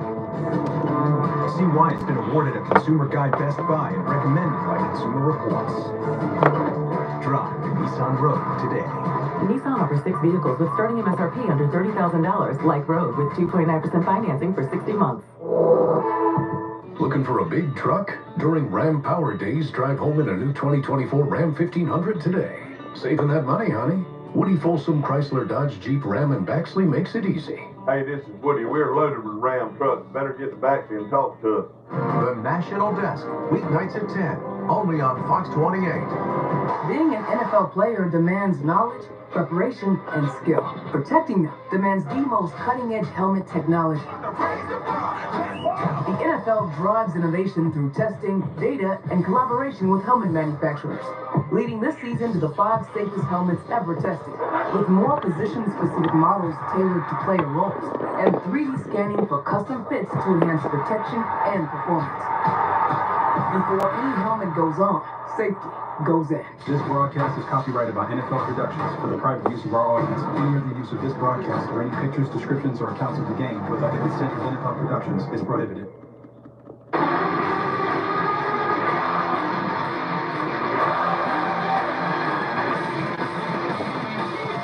Racing to the end zone, he is in! Impressive. 4-yard goal line situations and just pound that rock. How's that for a start? Wow. Today's game flow brought to you by Progressive. 21-6 Ravens. They will get the ball to start the third quarter. Welcome to the booth. Tom Brady, I'm Kevin Burkhardt. I wonder now if we're going to find out a lot about the Cowboys' toughness, right? After getting shredded at home last week, they're really being dominated in a lot of ways here. What do you think we're going to see? We're going to find out a lot about it. That's right. That halftime couldn't have been very fun for any of those players. The coaches I'm sure they were pretty emphatic about a lot of things they need to do better. And again, this is a tough offense to stop. We knew that. And New Orleans was tough last week. But at some point, if you want to be a good team, you got to be tough to stop too. Last year, they were 3-5 against playoff teams. There's another one they're facing, a playoff caliber team. I want to see what the Cowboys do this half. Yeah, meanwhile, the Ravens have looked like the old Ravens so far, right? From last year, the team that the #1 seed in the AFC, they've been so dynamic on offense. And Lamar Jackson, the MVP, has been simply sensational. Look at the quarterback comparison. And really, here's the way to look at it, Tom, right? Lamar's been great. He's had no tight throws he's had to worry about. Dak Prescott, 9 of his 19 attempts have been tight throws. There hasn't been a lot available to him. No, and we, right at the beginning of the game, when you and I came to the open, we said, got to make sure Baltimore gets stickier on these receivers, or Dak's going to have a lot of easy throws against this zone defense. And I think what I've seen from this defense is they took a lot of things to heart after that Baltimore Raiders game, where there was so much efficiency from the Raiders pass game. And they come into the Cowboy Stadium and say, nope, not today. We're getting on you. We're going to make you earn it. We're going to make you get it to people other than CD. CD's frustrated. We've seen that all happen. The Ravens will start on the third. It must have been a fun halftime with Mike McCarthy. Hi, Hernandez. Listen, he was really gracious with his time. These are never easy to do. It was a very quiet hallway there for the Dallas Cowboys. I asked Coach McCarthy, what did you say to your entire team? Because we've seen frustrations on both sides of the ball. And he said, look, it wasn't the start we wanted. The penalties didn't help us here. But at the end of these drives, we need to get points. We can't settle for the field goals. I asked him about the tight coverage. How do you get the guys open? He said, we need to go after them. We knew they were a good defense. We got to hit these deep balls. What do you do defensively here? He said, we got to win the stick battles in the first and second down, and it starts right now. You're so right, Aaron. And true, too, about time. Now we'll see if the adjustments were made. Here is Jackson. Keeps to the outside. Looking away from DeMarcus Lawrence, who finally chases him down. Tom Rinaldi's with the Ravens. Maybe you heard John Harbaugh tell us during the week it would have to start with blocking, and that's what he thought was most effective. Blocking downhill to create the run game lanes and to protect Lamar Jackson. Defensively, he said we did decide to switch things up and press more tightly at the line. There's risk there. He talked about the deep ball, which was negated by the penalty. He also said the last word in the locker room was Lamar Jackson gathering everybody and imploring the team to finish.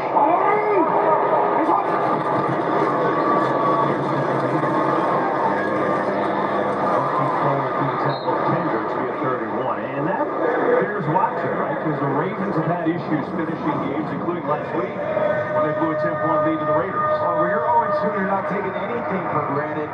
They got off to the perfect start that they wanted, operating on all phases of the game. So they need to do it for another half. And again, we're going to challenge the resolve of this Dallas defense. What did they talk about at halftime? What are things they need to show up? 31, it's Henry.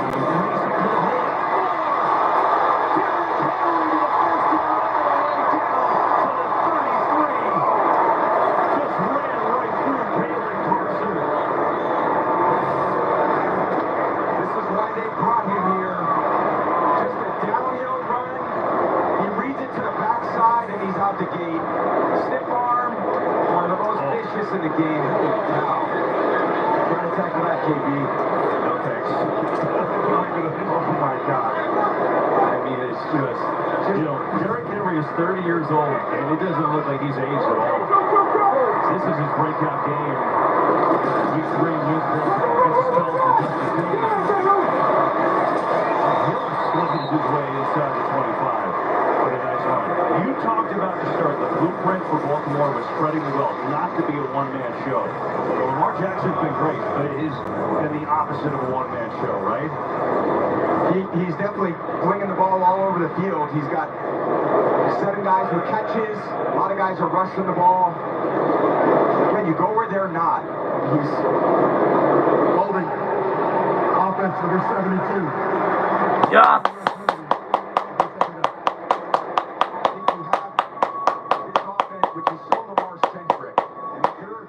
You go into this game saying, we can't let Lamar Lamar destroy us. And now, easier said than done, but I think the way that the Ravens have approached this game, you're right. Let's use Lamar early like they did on the zone read to start this series. Let's get it going, then let's get the ball to Henry. Then let's get the ball to Flowers. We haven't even called Likely's name much. We haven't called Andrews' name much. There's just great weapons. And again, that's what we saw last year when they were one of the best teams, if not the best team in football going into the playoffs. This is what it looked like week in and week out.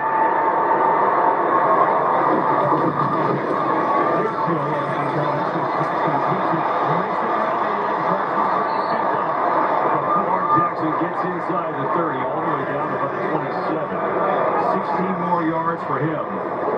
He's just that get back on track player. It's like when you need a play, Lamar. Now, you would always hope that the coach in moments like this, and I know this, obviously when you're 0-2, you're fighting your way out of the hole, but at this point in the game, 21-6, I would like to see, hey, let's keep spreading around, let's take a few hits off Lamar as well.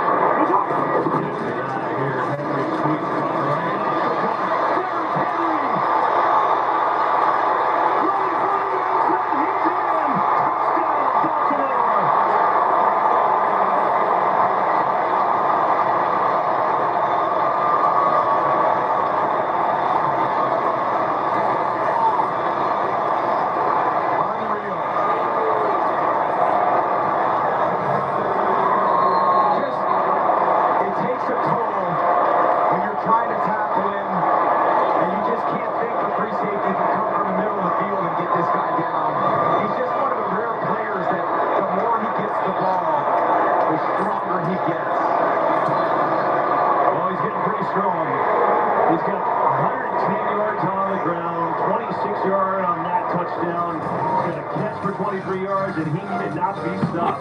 And neither...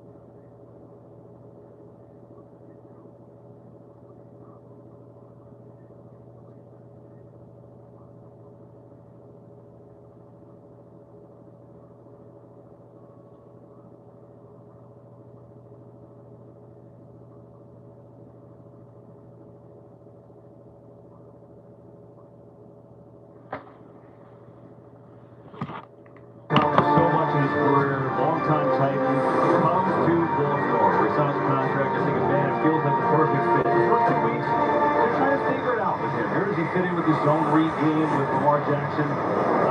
He fits in pretty good. Yeah. He's got 133 yards, and he's running right through the Cowboys today. 2 touchdowns for him. That one from 26 yards out. Back-to-back weeks, Dallas' D has allowed over 190 on the ground. He's getting shredded. There's Thomas. Around the 30. Baltimore's offensive line, they were trying to figure it out. They struggled the first 2 weeks. Today, they've been great. They were worried about McCary. They were worried about Falalele. Voorhees. They knew what they had in Linderbaum. But again, you just give Derrick Henry those holes, and the first person that touch them is the post safety. They're just so worn down. Dallas saying, we're chasing this guy, we just can't get him on the ground. The defense, they don't want to tackle a man that's running that fast.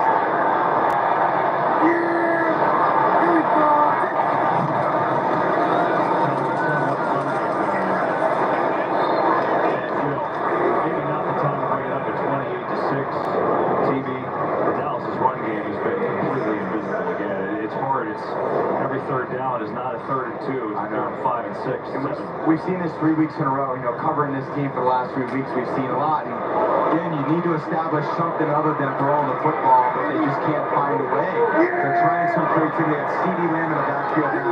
Not that he's getting it. Got to get something easy in the pass. There's a good catch for him. He's got a first down up across the 40 and 41. The irony is that Derrick Henry, a lot of people thought would have looked good in Dallas. Then he signs with Baltimore, and now he's saying, see what you missed? And Derrick, in some ways, expressed interest that this is one of the places that he wanted to come. Yeah. So if you're a Cowboy fan, you're thinking, wait, he looks pretty good over there. Just can't get much going, and they've gone in there, they're just trying to find something in the run game to take pressure off this. Well, Henry's in Dallas, he's just leaving after the game. That's the only difference. Yeah. When we were in Cleveland the first week, they actually, I thought, started well, giving the ball to CeeDee Lamb on some of those jet sweeps, which some ways to produce. Their backs haven't had a 10-yard plus run, but again, when you're in a situation like this, down 28-6, all those plays are out of the playbook now, too. And because downhill runs to get...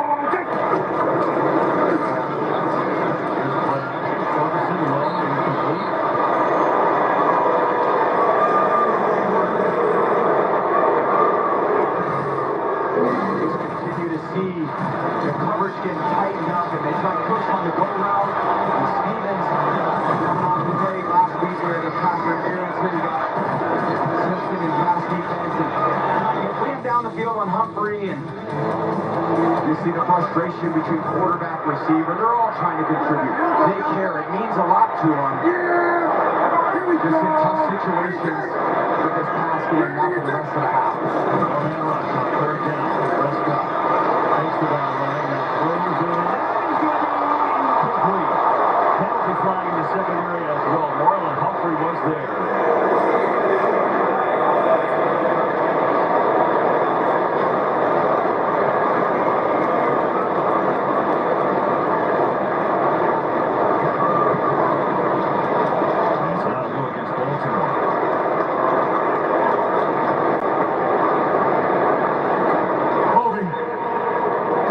Yes!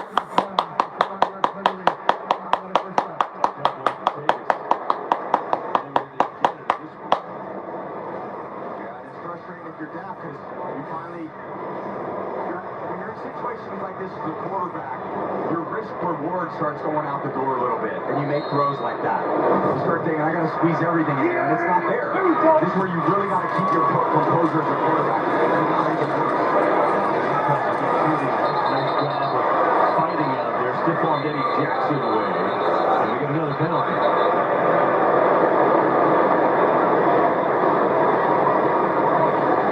Well, that's interesting, right? Because it's also tight window, so nothing's easy, but it's also less 2 weeks before you blink, you've been down 2 touchdowns. It's like you're playing from behind constantly. Yeah. And we've talked about playing. Yes!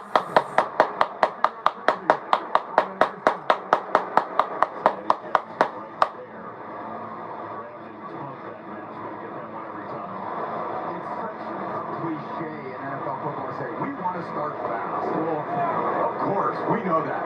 Well, there's a reason why you get to play on your terms. Your whole playbook is useful. At this point in the game, Dallas says they don't have their whole playbook. Basically, some downhill runs and then drop-back passes, which plays to the strength of his defense.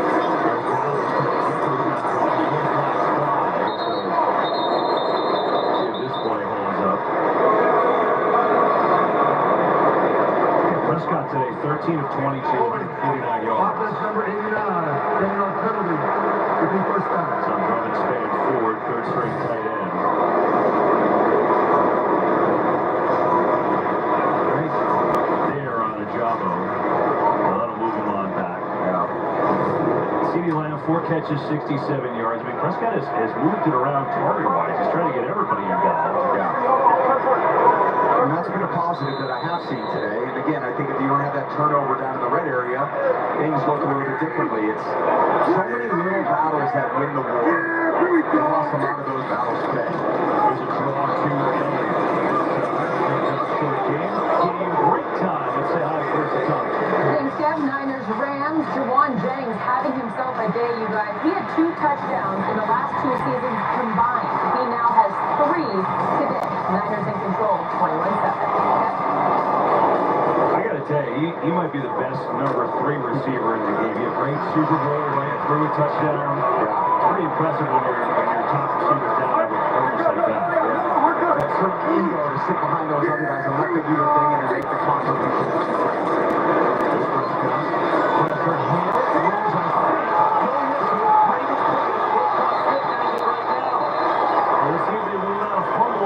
Pass. It was Michael Pierce who got to Prescott.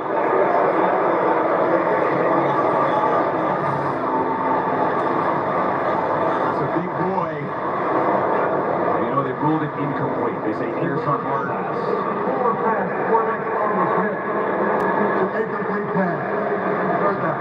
Such a big body, man, the opportunity, because, again, this Baltimore front for so many years has had so much power. Big guys, this physical, demanding style to play. And now, when you feel like you have a bullseye in the pocket because you're up 22 points, you just push and you lay on the offensive line and you disrupt the quarterback like that. So, this is exactly where you want to be if you're pass rushers. This is really when they show up for this defense. Yeah, here we go.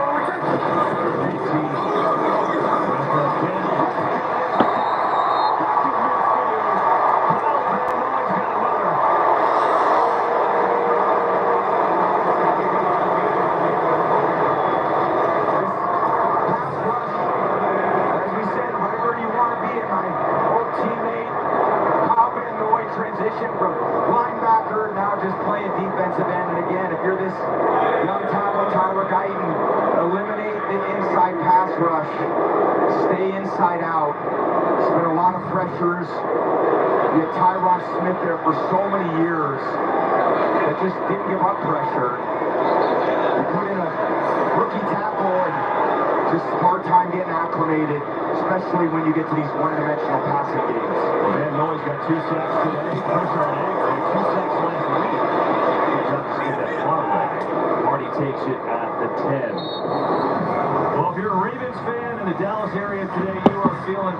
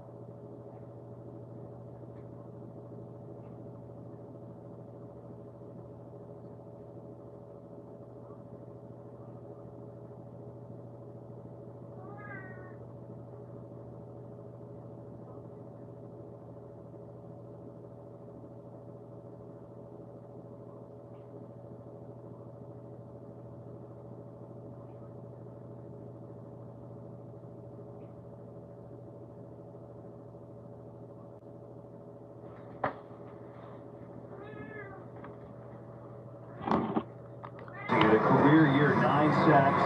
He's always been consistent, TB, as you know. But 2 sacks today, 2 sacks last week. But week 1 against Kansas City, he had 2 fractures in his orbital bone on a freight tackle. He got piled on. We were talking to him on the field today.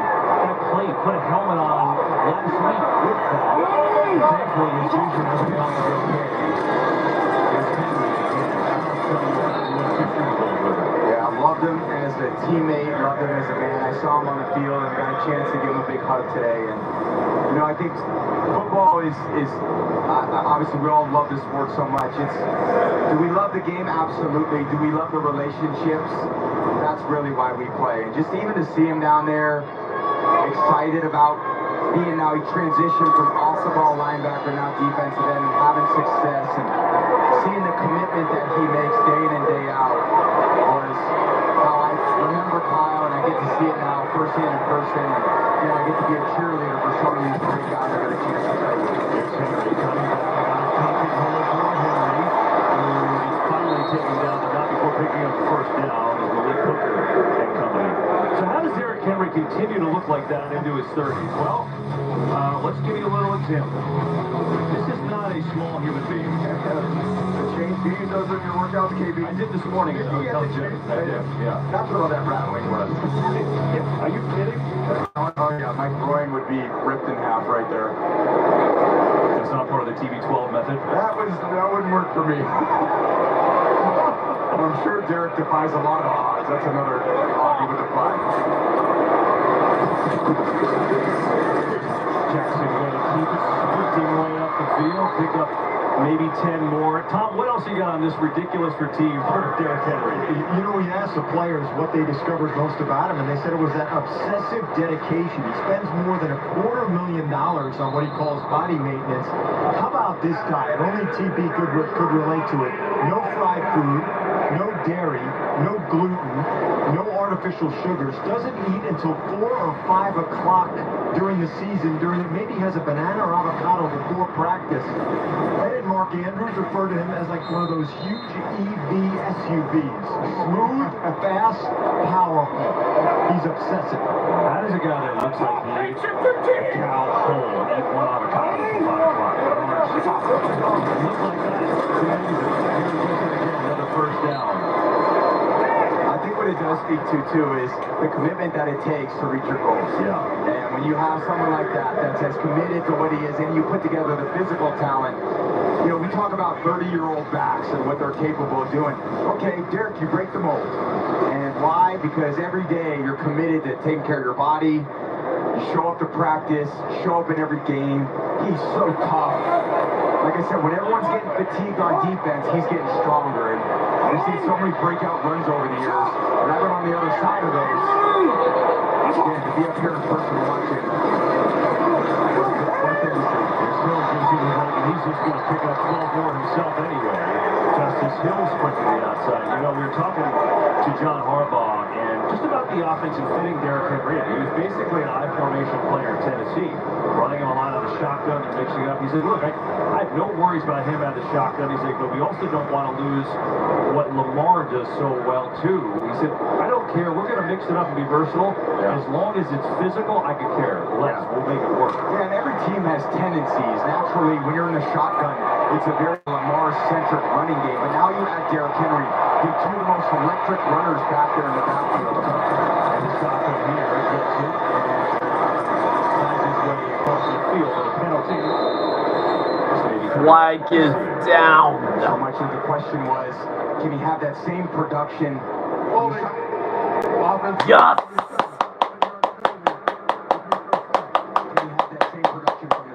That he does from under center from the pistol. And I think that's what they're trying to integrate too early in the season.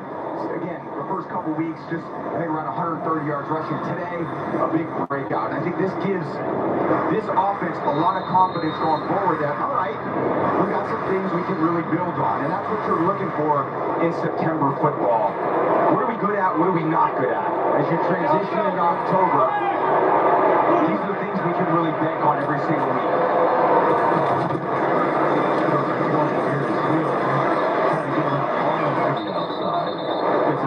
This offensive line was was so scrutinized after 2 weeks. Again, 3 new starters trying to find their way. Voorhees a new starter, Lele and McCary, who's kind of a swing guy. They think that Roger Rosengård, the rookie, would be their long-term right tackle. Well, we expected them to shuffle a lot on the right side just to kind of find the right combination. They haven't had to because they look at what they've done. They've rushed for 228 yards. Yeah, that's a formula for success for this team every week. And you talk about a guy like Likely and Andrews, they barely touched the ball today.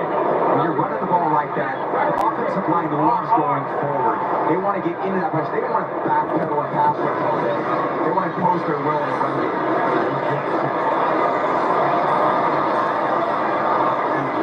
Great for taking down by Kendrick. It'll be a 3rd and long. Meanwhile, while the Ravens are doing what they want on the ground, Cowboys cannot stop the run at all. And you think about last week, you think about the playoff loss here to Green Bay, last 3 home games. I mean, those numbers are hellacious if you're a Cowboys fan. I just can't deal with it. There's just no way to establish any control of the game when you can hand the ball off to the back, or run with the quarterback, and pile up that type of yardage. Normally the pass games, obviously the way to gain yards, not for this offense. And against this defense, Dallas, they just have not found ways to play that run physical enough to get into these situations. So it comes down to Jackson to get off the hill, and he's got some room. And into Dallas territory. They'll bring up 4th down. It'll be 4th and about 6 and a half. There's a penalty. Hang on, back by Lamar Jackson. Flag is down. I didn't see the end of that play.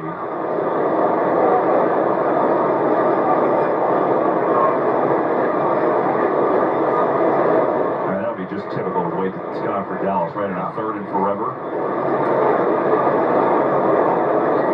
Looks like the offense is coming off the field. It's going to be on Baltimore, so punt team. Yes!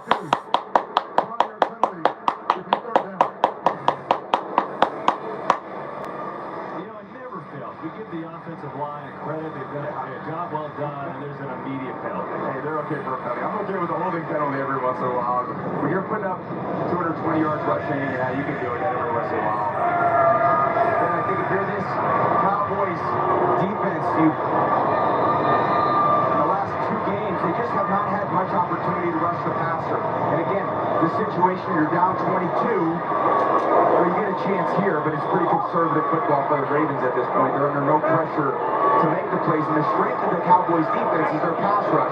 They've had a chance to rush and basically 28 passes in the last 7 quarters. It's 4 a quarter.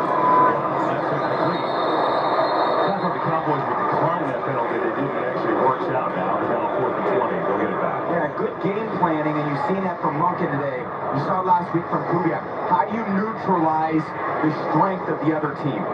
Well, in this case, running the ball as well as they have, the misdirection, getting to their best plays early, spreading it around, has really neutralized this incredible pass rush that we saw in week 1 against Cleveland for Dallas's defense. So there's blueprints to win every week, and every week it's the coach's job to find the formula for success on both sides of the ball.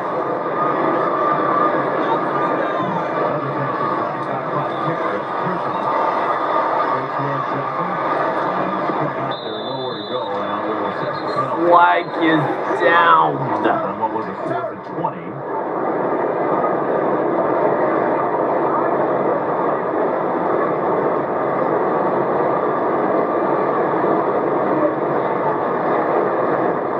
Move it back some more.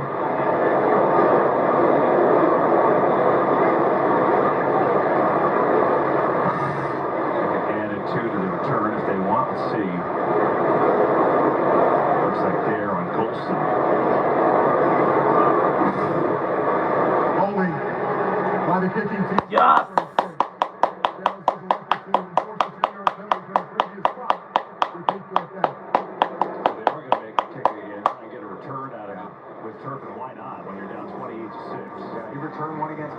Touchdown. You need some spark at this point. And again, they're not getting the turnovers this year on defense. They haven't really had any short fields, so all these drives feel like they got to go the length. And they've dealt with, as we've seen today, some interior pass rush, some penalties. If they're going to drive the length of the field, you've got to put 10, 12 good plays together. They need a play from their defense to get some turnovers. They need a return, a good solid return. Get some field position, try to drive down and get the ball in the end zone, give yourself a little bit of momentum.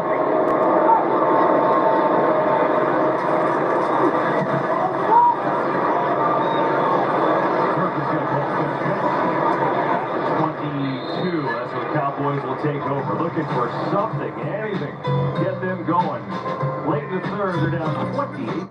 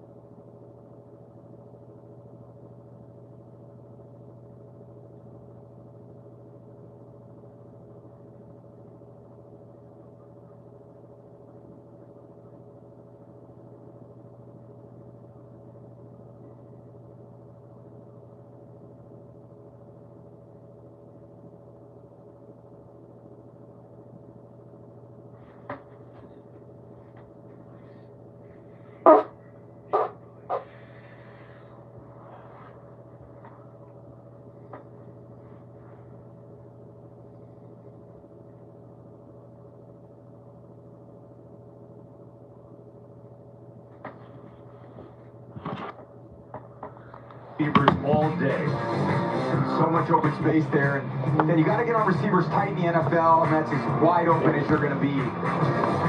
Throwing the ball to Kohler, getting down there, and then scrambling for a touchdown, just gets outside of the pocket. It doesn't take, I mean, those are all really good throws by Lamar, but it doesn't take a perfect throw when you're up by 10 yards. You've got to lob the ball out there, and sometimes it looks like you have to practice early. Nobody's on the field except you. Catch it and just, all right, jog till you get tired.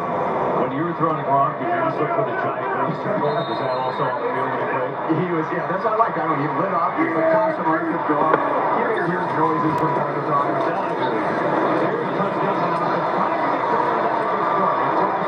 And a first down up to the 40. So take us into the mind of Dak Prescott here. You're down big, but you got a lot of time. You do. There's a lot of time, and again, put together play after play just in this drive. You're not thinking about 22-point touchdowns. You're thinking about one drive, one touchdown, play with a little rhythm. Here we go. 5 minutes, one with another penalty. Oh my God. Well, if you're frustrated, I'm guessing they're frustrated. Offense number 88. 5-yard penalty, first down. Yeah, it's just beating yourself, unforced errors, penalties at home. I mean, this is the place where you shouldn't have pre-snap penalties. On the road, you can understand crowd noise. I didn't really see the center. Okay, maybe I jumped the snap. At home, this is just very undisciplined from this offense. Looking downfield, fires, and it's incomplete over the intended receiver. Well, again, this game far from over. I don't know if you're familiar with this. Yes. You're trying to warm my heart now. You know, It's 28-6 here. It's 2:12 in the third. There's 55 seconds in the third. Yeah. You know, I thought at that moment I was sitting on the sideline saying, you are getting your butt embarrassed. Go out and do something, and don't make it worse. Let's just get one touchdown. And we got one. Yeah! And after we won, we said, come on, G, we need one stop. Well, they're looking for one to score. That is incomplete. Getting another flag. Brandon Cooks, the intended receiver. Flag is down. And we got a stop on defense. We drove the ball down the field, ended up kicking a field goal, 28-12. Yeah.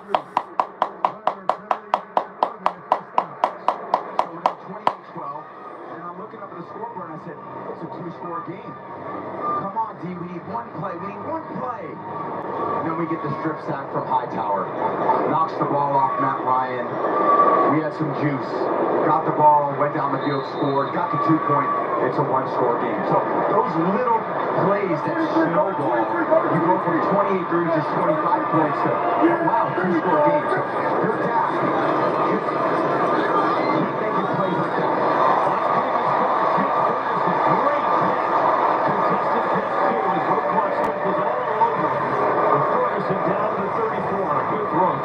Man, that's a great throw. A-plus throw. Great catch. That's what Ferguson brings this offense. Big body in the middle of the field.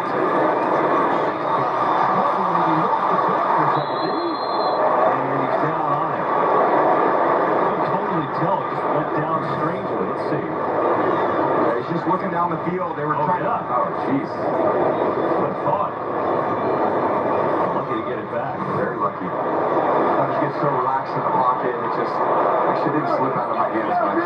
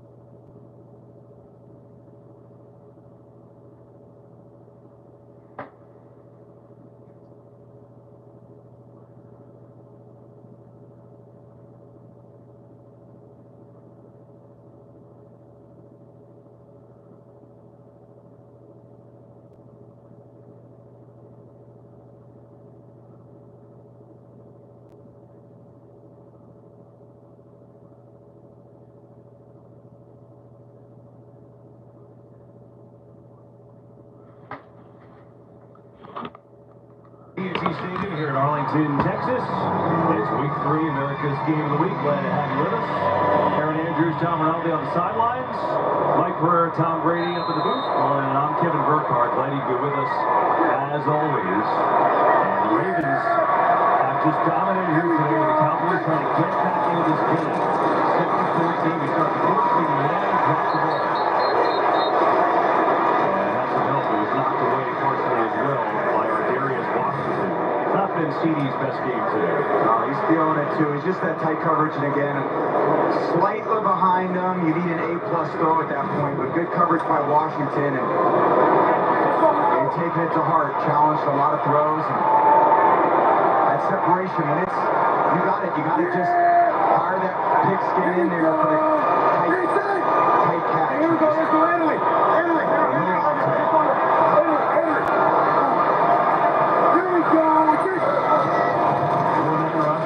Throws behind Ferguson, is slipped, it's incomplete, and it's 4th and long.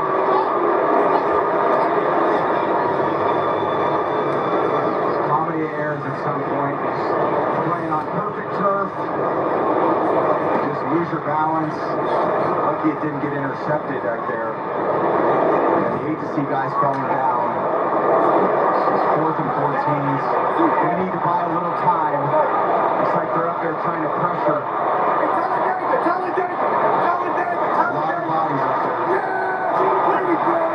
Hey, we go to 32! We go to 32! Checks the protection. They got to get to the 24. Prescott's face. She's going to walk back to Cooks. Cooks drives down Washington. He had to. It was going to be picked. It's going to be on Cooks, obviously. It was going to be intercepted. 4th down. Either way, the Ravens got to get the football.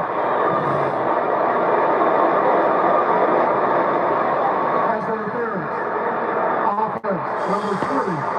Penalties decline. He's over the place. First down, Baltimore.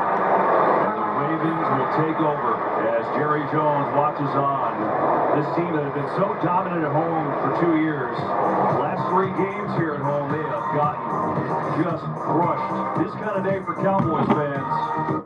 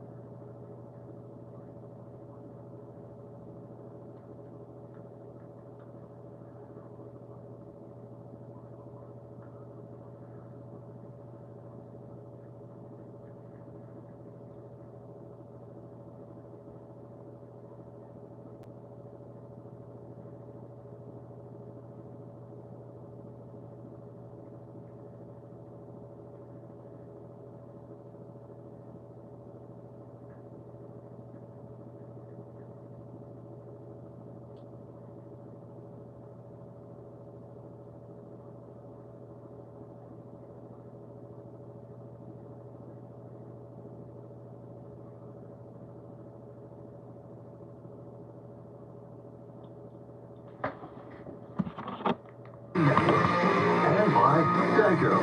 Get more with Geico. 28-6, Baltimore here in Arlington. The Ravens, really from the jump, have looked great. 0-2, they needed a win desperately. You don't want to go 0-3. A team 0-3 has never won the Super Bowl. Cowboys, though, defensively, they got some problems. 14 missed tackles today. 14 in 2 weeks in a row now where they've really gotten beat up at the point of attack. And now the Ravens a chance to slow some of this clock against Henry. Get it to the outside and just walks for a first down. As his big night continues. Hey, tonight from the executive producer of ER in the West Wing, Domus TV's most anticipated new drama, Rescue High Surf, on Oahu's dangerous North Shore. Meet the best ocean safety team on Earth. The action-packed Rescue High Surf two-night premiere event starts tonight.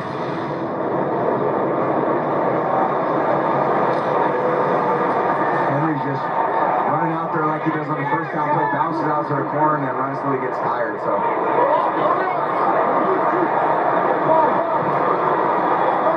just don't want the dam to break here. And it has in some ways.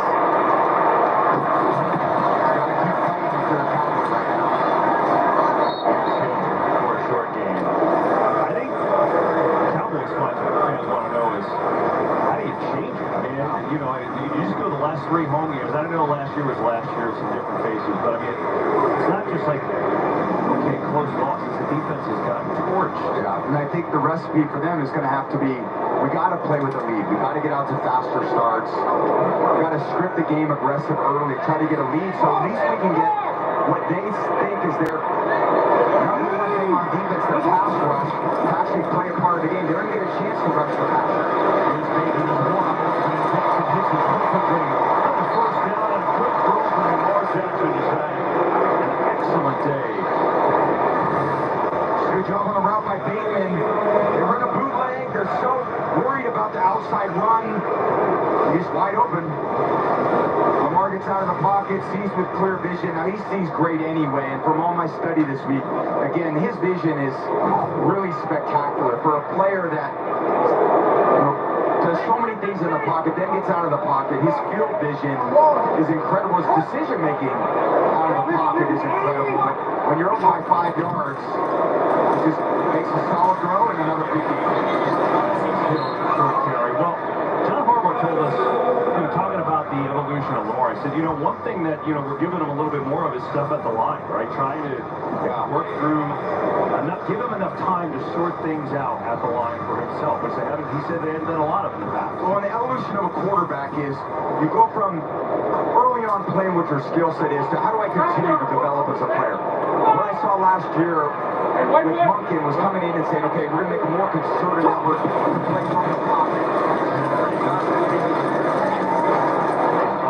Before he picks up 5. And now they're talking about, okay, how do we give him more responsibility? Since some of the things that's challenged the Ravens defense in critical situations, for example, is when the defense sends a lot of pressure. Kansas City did that last year in the AFC Championship game. They did it early in the season this year. So they said, okay, Lamar, when you see this max blitz, and you're the MVP of the league, and you're phenomenal, but these are areas where we think you need to improve a little bit. Now you're going to have more command at the line of scrimmage to make some protection checks and then flip the blitz. And that's where I really see his evolution as a player going to the next level.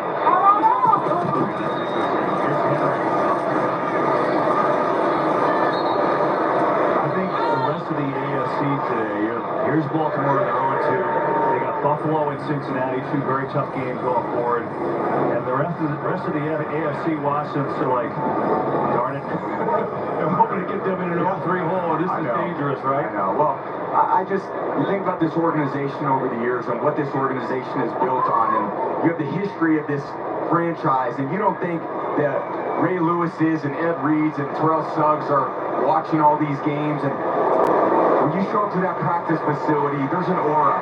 There's an aura about this organization coming into your building, and you know they're tough. You don't have to worry about it. He missed it! Yeah.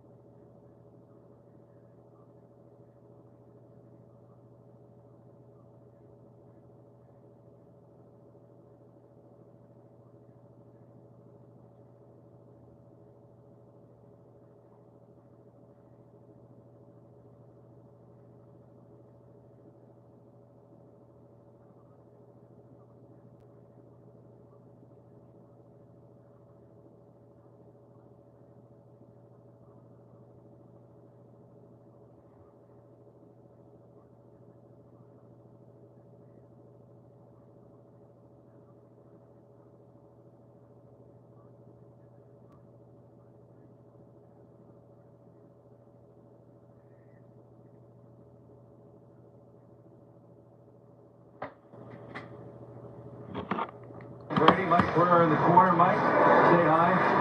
Oh, we're going for it. Oh, we did. Thank you. I've taken a lot of grief over that. We set the internet ablaze by a missed fist bump. What's impressed you the most about Baltimore? They were 0-2. I know maybe they were Isaiah Likely's half a foot away from being maybe 1-1. Prescott underneath the doubt. But this has overall been a pretty impressive team effort. What's struck your eye? So good. Defensively, what I've seen is they've just tightened up all these zones, making Dak force the ball into these areas, loses composure a little bit. And then offensively, what hasn't looked good? Everything looks good. Lamar, Henry, Justice Hill. Let's not Prescott. Ferguson gets up first down. Jake Ferguson wins his way down to 42. Just as you continue to, the running game has been incredible. We knew that coming in. Yeah, that's what they're going to do. Distribution of passing, even getting the ball early in the game to Kohler, allowing Bateman to make some plays. And you've got Flowers involved, Likely's involved. There's so many weapons on offense. I almost think. Here we go.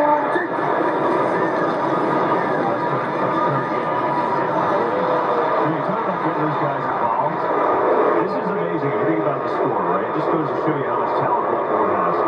Zay Flowers, their leading receiver, and their two star tight ends, Isaiah Likely and Mark Andrews, have combined for 15 yards. Andrews is now a target. Unbelievable. I mean, going into this game, I was excited to watch those tight ends. I played in a great tight end offense. But when Lamar's dealing like he's dealing in the run game, and Derrick Henry's getting that head of steam downhill.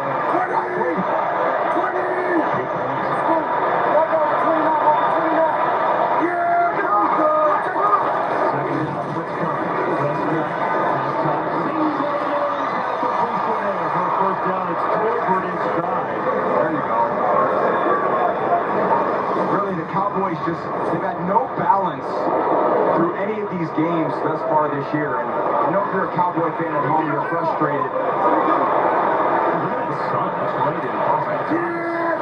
Here we go. Take this.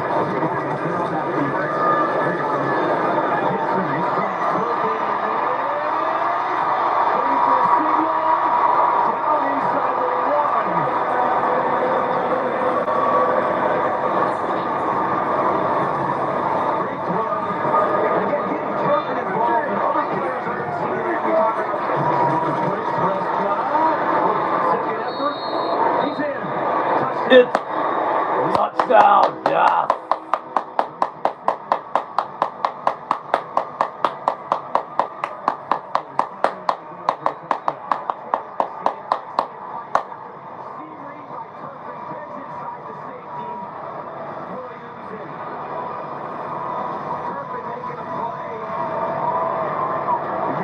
Standout. Ends up getting a sneak. Covered a few UFL games. I don't know if you know that, KB. You know, I was next to you. I know, we were there together. Going for two here. Trying to make it a 14-point deficit. Let's go on roll, not to we're going to get in anyway. CeeDee Lamb was short of the end zone as Darius Washington with a nice play. I love seeing what I just saw from the Cowboys offense. You're now 28-6, battling your way down the field. What are we made of? Hey, let's go fight.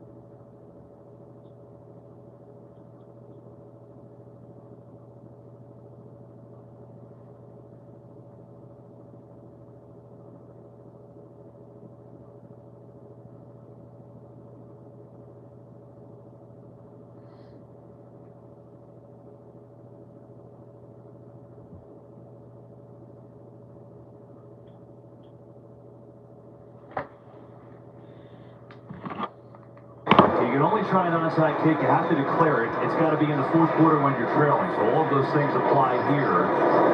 They announce it to the crowd, and the Cowboys will try an onside.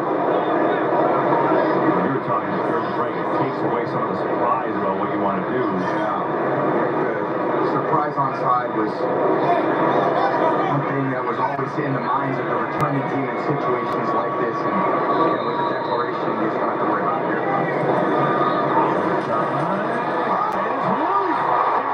Yes!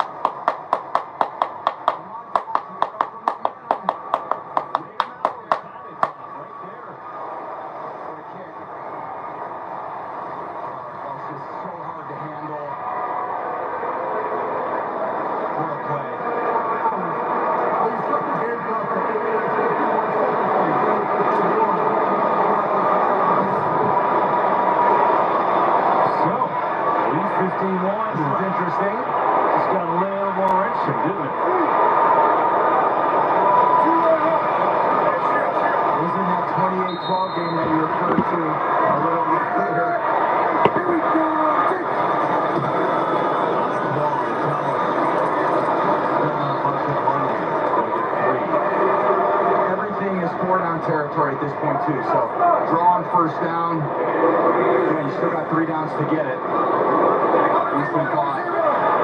Here we go.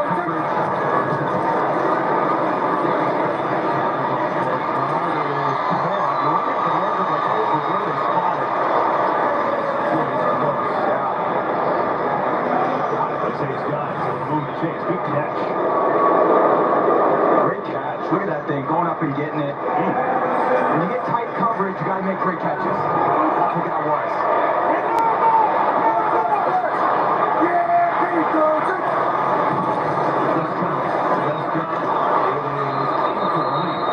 Disappeared in the interior there with Kyle Van Noy. I think getting a piece of it. Nice surprise pressure there. Made it look like it was going to be just a zone and ended up max pressure. Dak made the blitz adjustment. He didn't have Washington blocked, and oh yeah, he almost picked that. Trying to get the ball to Ferguson. Meanwhile, Ardarius Washington has just gone down. He was the blitzer there. Oh, we see there, kind of awkward step. Tried to get off the field, but then kind of limped down after that, so they take a look at him. Man. Really. Always these games, man, it's a battle of attrition, too. Battle of attrition, and hate to see guys go down. There he is. He's up now and limping off.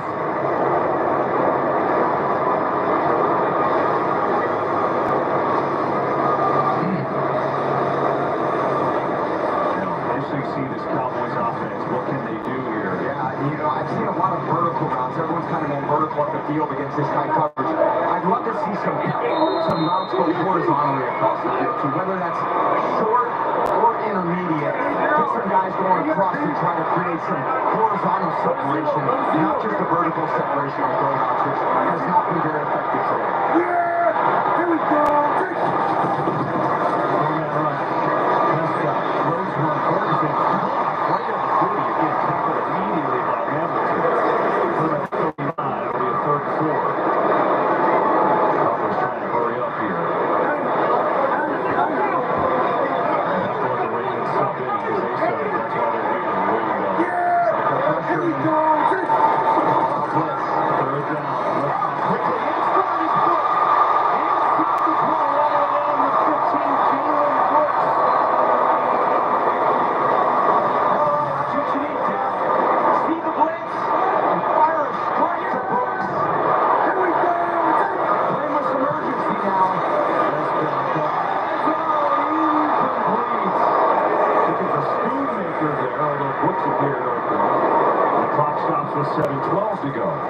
Miscommunication. Ferguson going out, Schoonmaker coming in.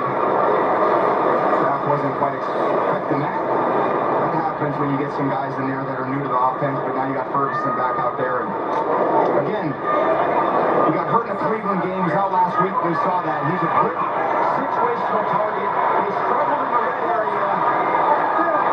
This is where they got to step up and make some huge plays right here. 3 hours to do it. Touchdown, yes.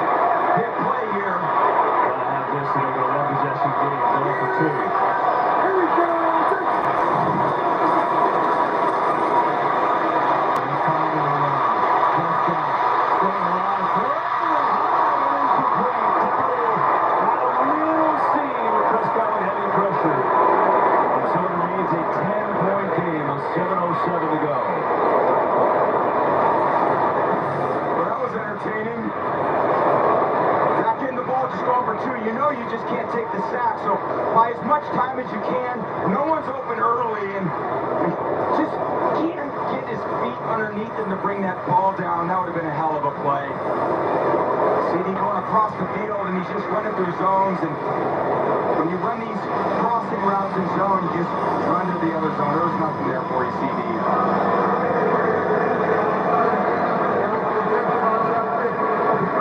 They'll go onside again. They just got the last one. It stays a two possession game. 28-18. 7:07 to go. Yeah. Lamar Jackson saying, wait a second, I was packing my bags for the post-game flight. Yeah, I feel like Lamar is not the kind of guy that's overly concerned about the ball being back in his hands either. I think this is where he shines because he's so competitive. I wouldn't be surprised early in this drive, he's in the shotgun and sticks it in the running back's belly, pulls it, and makes some of those Lamar-type plays that we've come to watch. But I do like this fight in Dallas. Another onside try. Kyle Flowers corrals it easily, and Baltimore will take over. Time now for today's Stat Tracker, brought to you by Domino's. Big-time numbers put up in this game by Baltimore's ground game. 254 yards, 6.9 a carry. You see what they've done. 31st such game, 200-plus. Most of the NFL since 2018. Derrick Henry, 143 of those yards and 2 touchdowns. Lamar Jackson, 75 yards rushing. Still work to do, though. Yep. We'll start this from the Dallas 47 into the kick recovery. Yeah, this one they've been giving the ball to Henry when he's back there at home. Got the lead blocker in the car. Ryan Coleman on the right side of the line of scrimmage.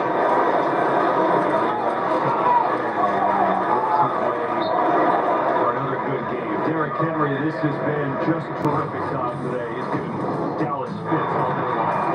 It's given everyone fits over a long period of time. There's just more of it. So powerful, the leg drive, the stiff arm, the open field running, got great vision, and he knows how to find the end zone.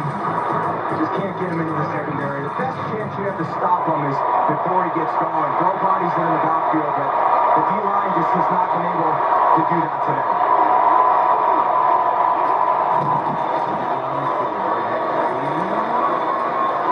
Tackle there for maybe a yard. Huge third down coming up. For the ball here. This plays.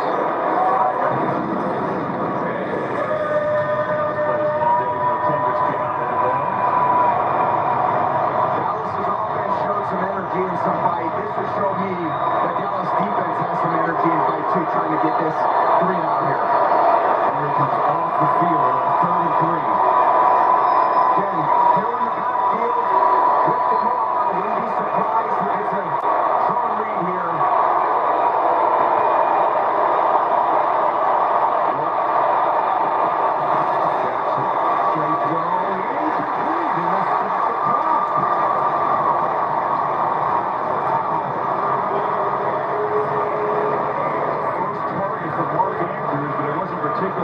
close. So now George Stout, the punter, comes on out with 5:34 to go.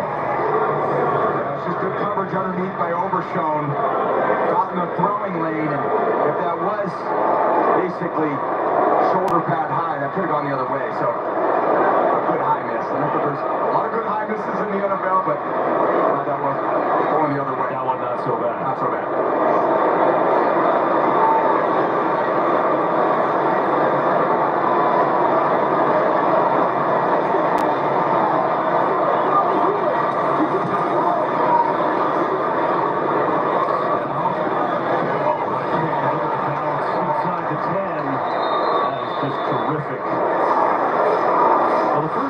For Baltimore, look at a wild loss for Kansas City, and everyone thought they were maybe going to win the game. If this was inbounds, they were going to go for two, but likely by half a foot ruled out. Raiders game they had, they had a 10-point lead in the fourth quarter, and they blew that game. And that didn't ever go too very often under John Harbaugh. Back since 2015, Lamar Jackson has never lost 3 straight games in person. And right now, his team's up 10, 5:26 to go.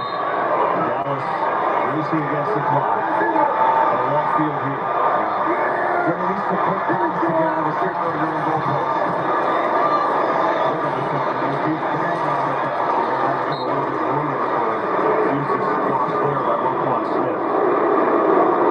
Nice play. Just on the ball. Basically, you're in 2 minutes for the rest of this game. 5 minutes left. Got to move quickly. Hopefully it slows the pass rush down, but try to get the ball up the seams. Get out of bounds when you can.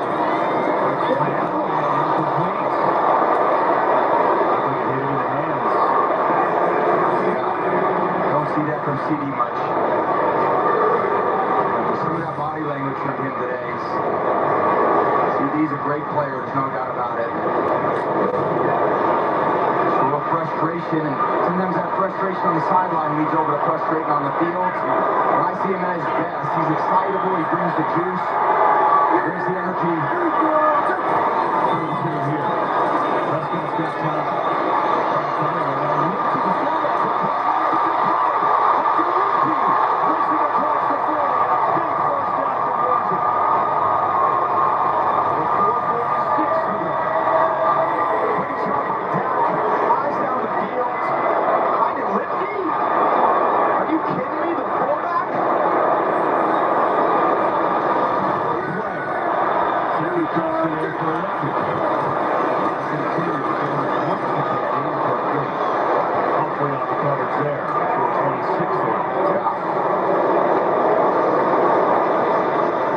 Over there by Humphrey. He's done a good job today. Again, watched him a lot in his career. He's so good. He's physical. It's just a typical Baltimore Raven. Get up there in your face and beat you up.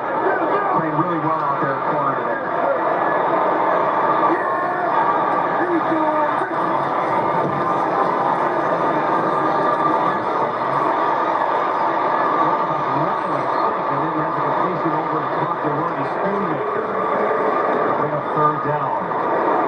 Definitely a factor here, and too many short completions inbounds are a problem.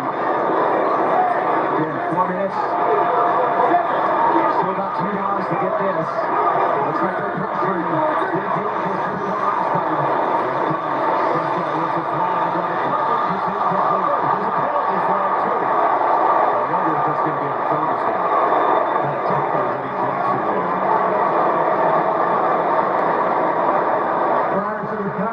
Illegal contact. Yes!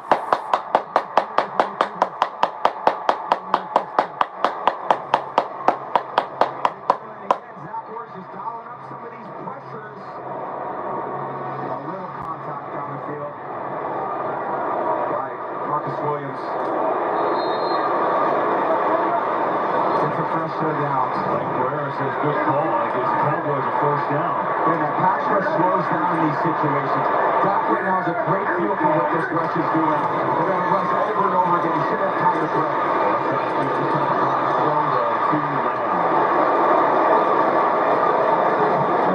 That's interesting. Those two the most prolific in the league. Yeah. One of. They just haven't been there yet this year. Yeah, I mean, look, missed all training camp, you know, with the contract dispute. And you come back in and you want things to click like they did last year, but not the reality of NFL football. Like I said, it's hard. Every day of practice is hard. You're working to get better, learn something, get more rhythm and timing with your quarterback. They'll find it out as the season goes.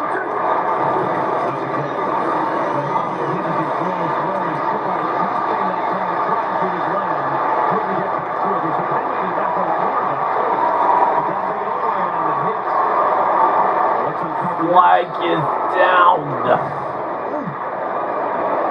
You okay? Yeah, personal foul. Outrushing the passer. Yes.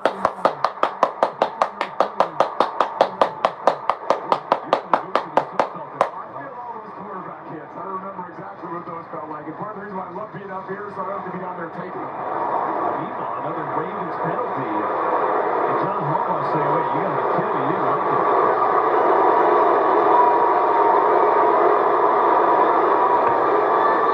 3:45 to go. All 3 timeouts. 10-point Baltimore lead.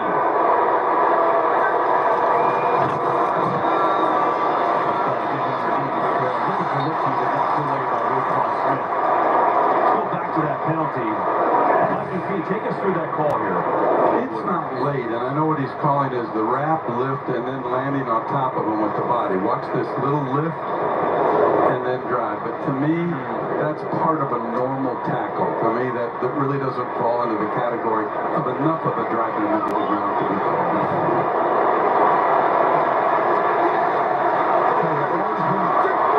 Successful fouling some of these blitzes. Going to these counters and committing. They're getting called. It's the tackle. Down to 15. He goes. Nice play. Just a screenplay. Haven't called one of those in a little while. That pass rush starts bearing down like they did on the last play. Feels like it's a free play for the quarterback. A lot of communication going on with Baltimore right now. See if they can get something in the middle of the field like they had. Covered up. Let's go.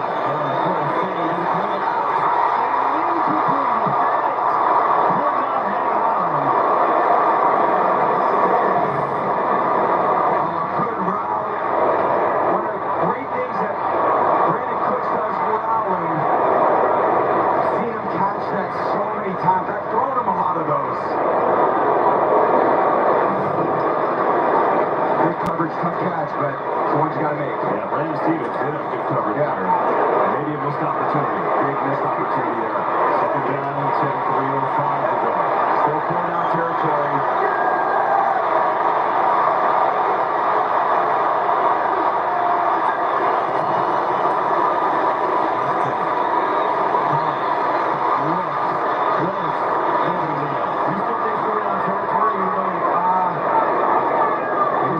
They get here. I think if it's anywhere 4th and manageable, you're going for it. If you're incomplete here at 4th and 10, you still got a 2 scores, an opportunity to get it. They still got all 3 timeouts, so they'll have decisions after this play.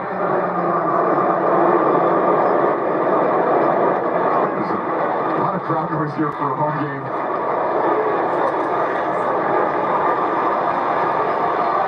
And in situations like this, I'm thinking CeeDee Lamb. Some of these pressures are going to pop them. Lamb's in the slot there, 3rd and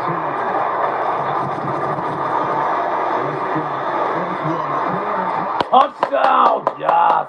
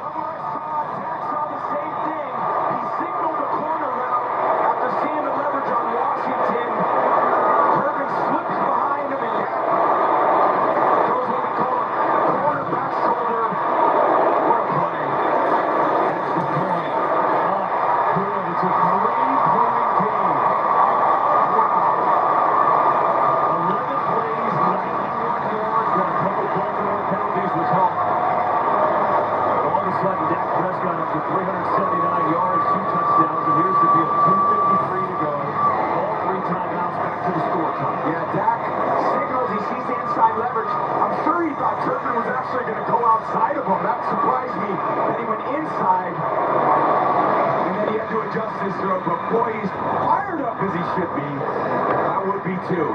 Hello. That's what you're looking for right there. Listen, you said you wanted to see some fight. Cowboys fans have come to life. I mean, this was a 28-6 game. Cowboys score with 7:07 to go. An onside kick helped out. They missed the next onside kick, but the D held and forced a punt. Now it's a 3-point game. All 3 timeouts remain, and Lamar Jackson gets a chance to try and salt it away. Yeah. They're kicking it deep. And again, Lamar Jackson, this is the moment he would score too. He's over there on the sideline thinking, Coach, put the ball in my hands. Yes, that's exactly where it's going to be.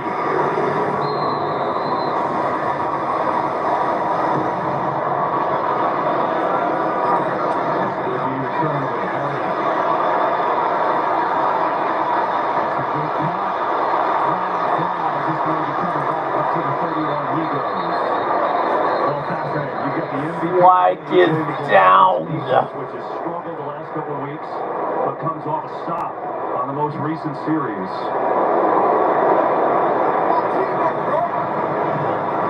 I guess Lamar doesn't like the flag. Yeah, no one does.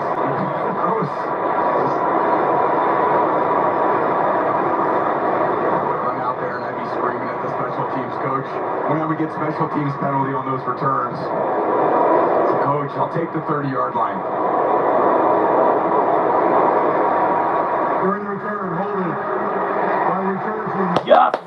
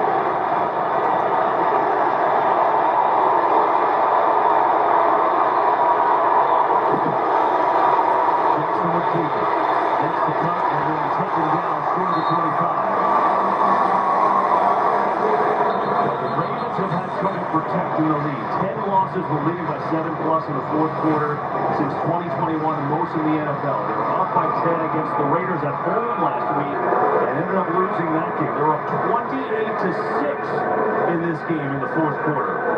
And now up by 3, trying to hang on.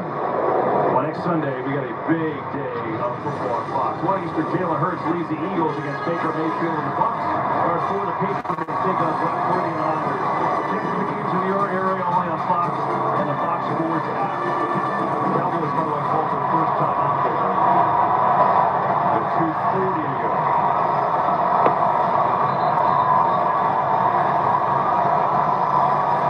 You're the coordinator, Todd Monken, you're thinking my best player in my best plays. And that's your quarterback.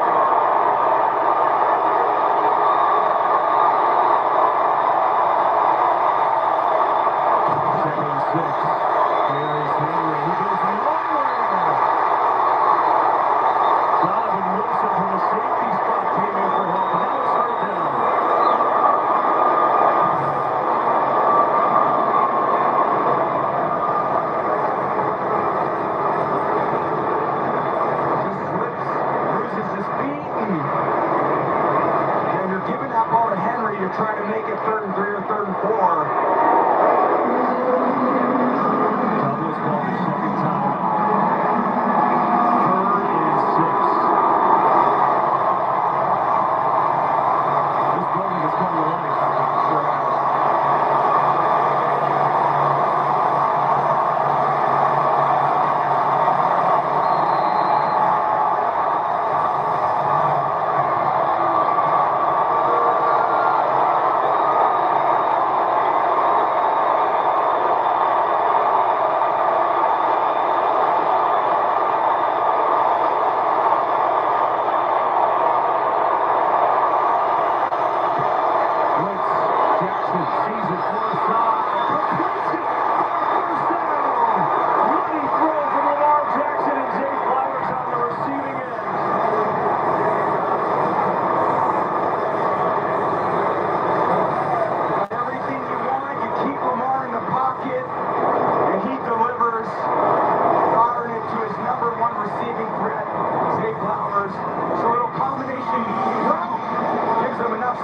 separation on Diggs. Just not quick enough to break down on that one. It was right there. So, Cowboys use their final timeout. They've obviously got the 2-minute warning. And if they do stop Baltimore, they will get the ball back.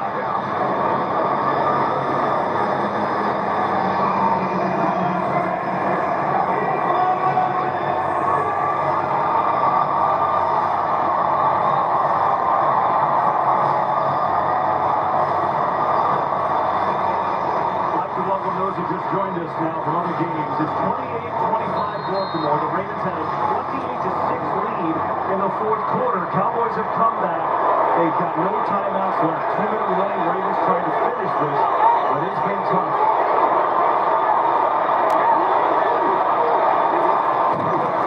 Here is Derrick Henry, the monster day. And no gain there, maybe a yard.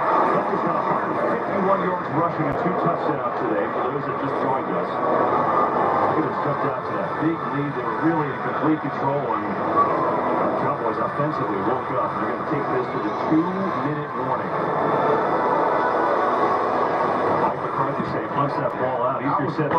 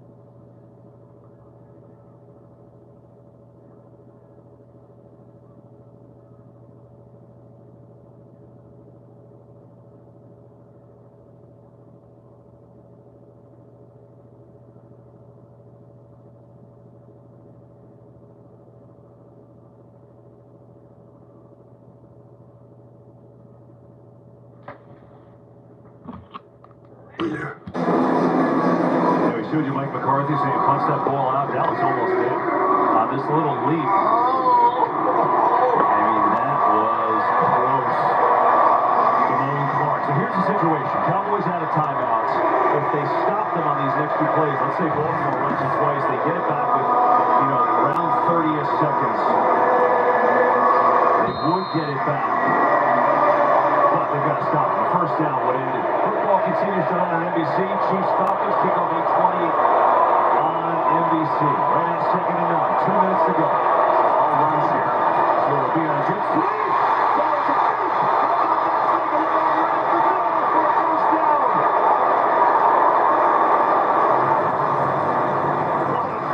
Obviously had me fooled that Jackson's got a first down. That is just unfair right there. It looks like he pulls it late.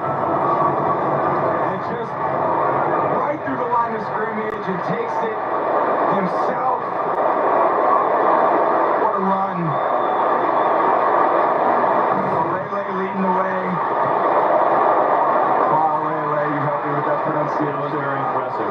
also that run and that fake was impressive, and that will spoil the Cowboys' comeback.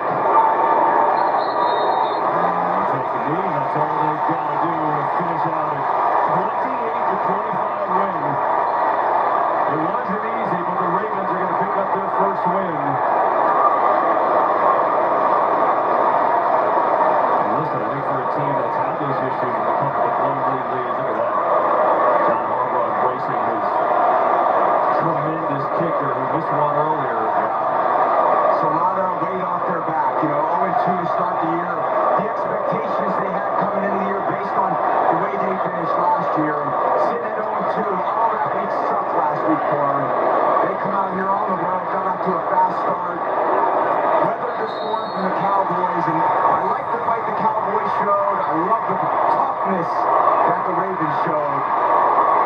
Impressive performance coming on the road to beat the Cowboys. Yeah, they hang on. What a fun game. The Ravens get out to a big lead. They hang on at the end. Lamar finishes it off. A game they dominated on the ground. And they get their first. A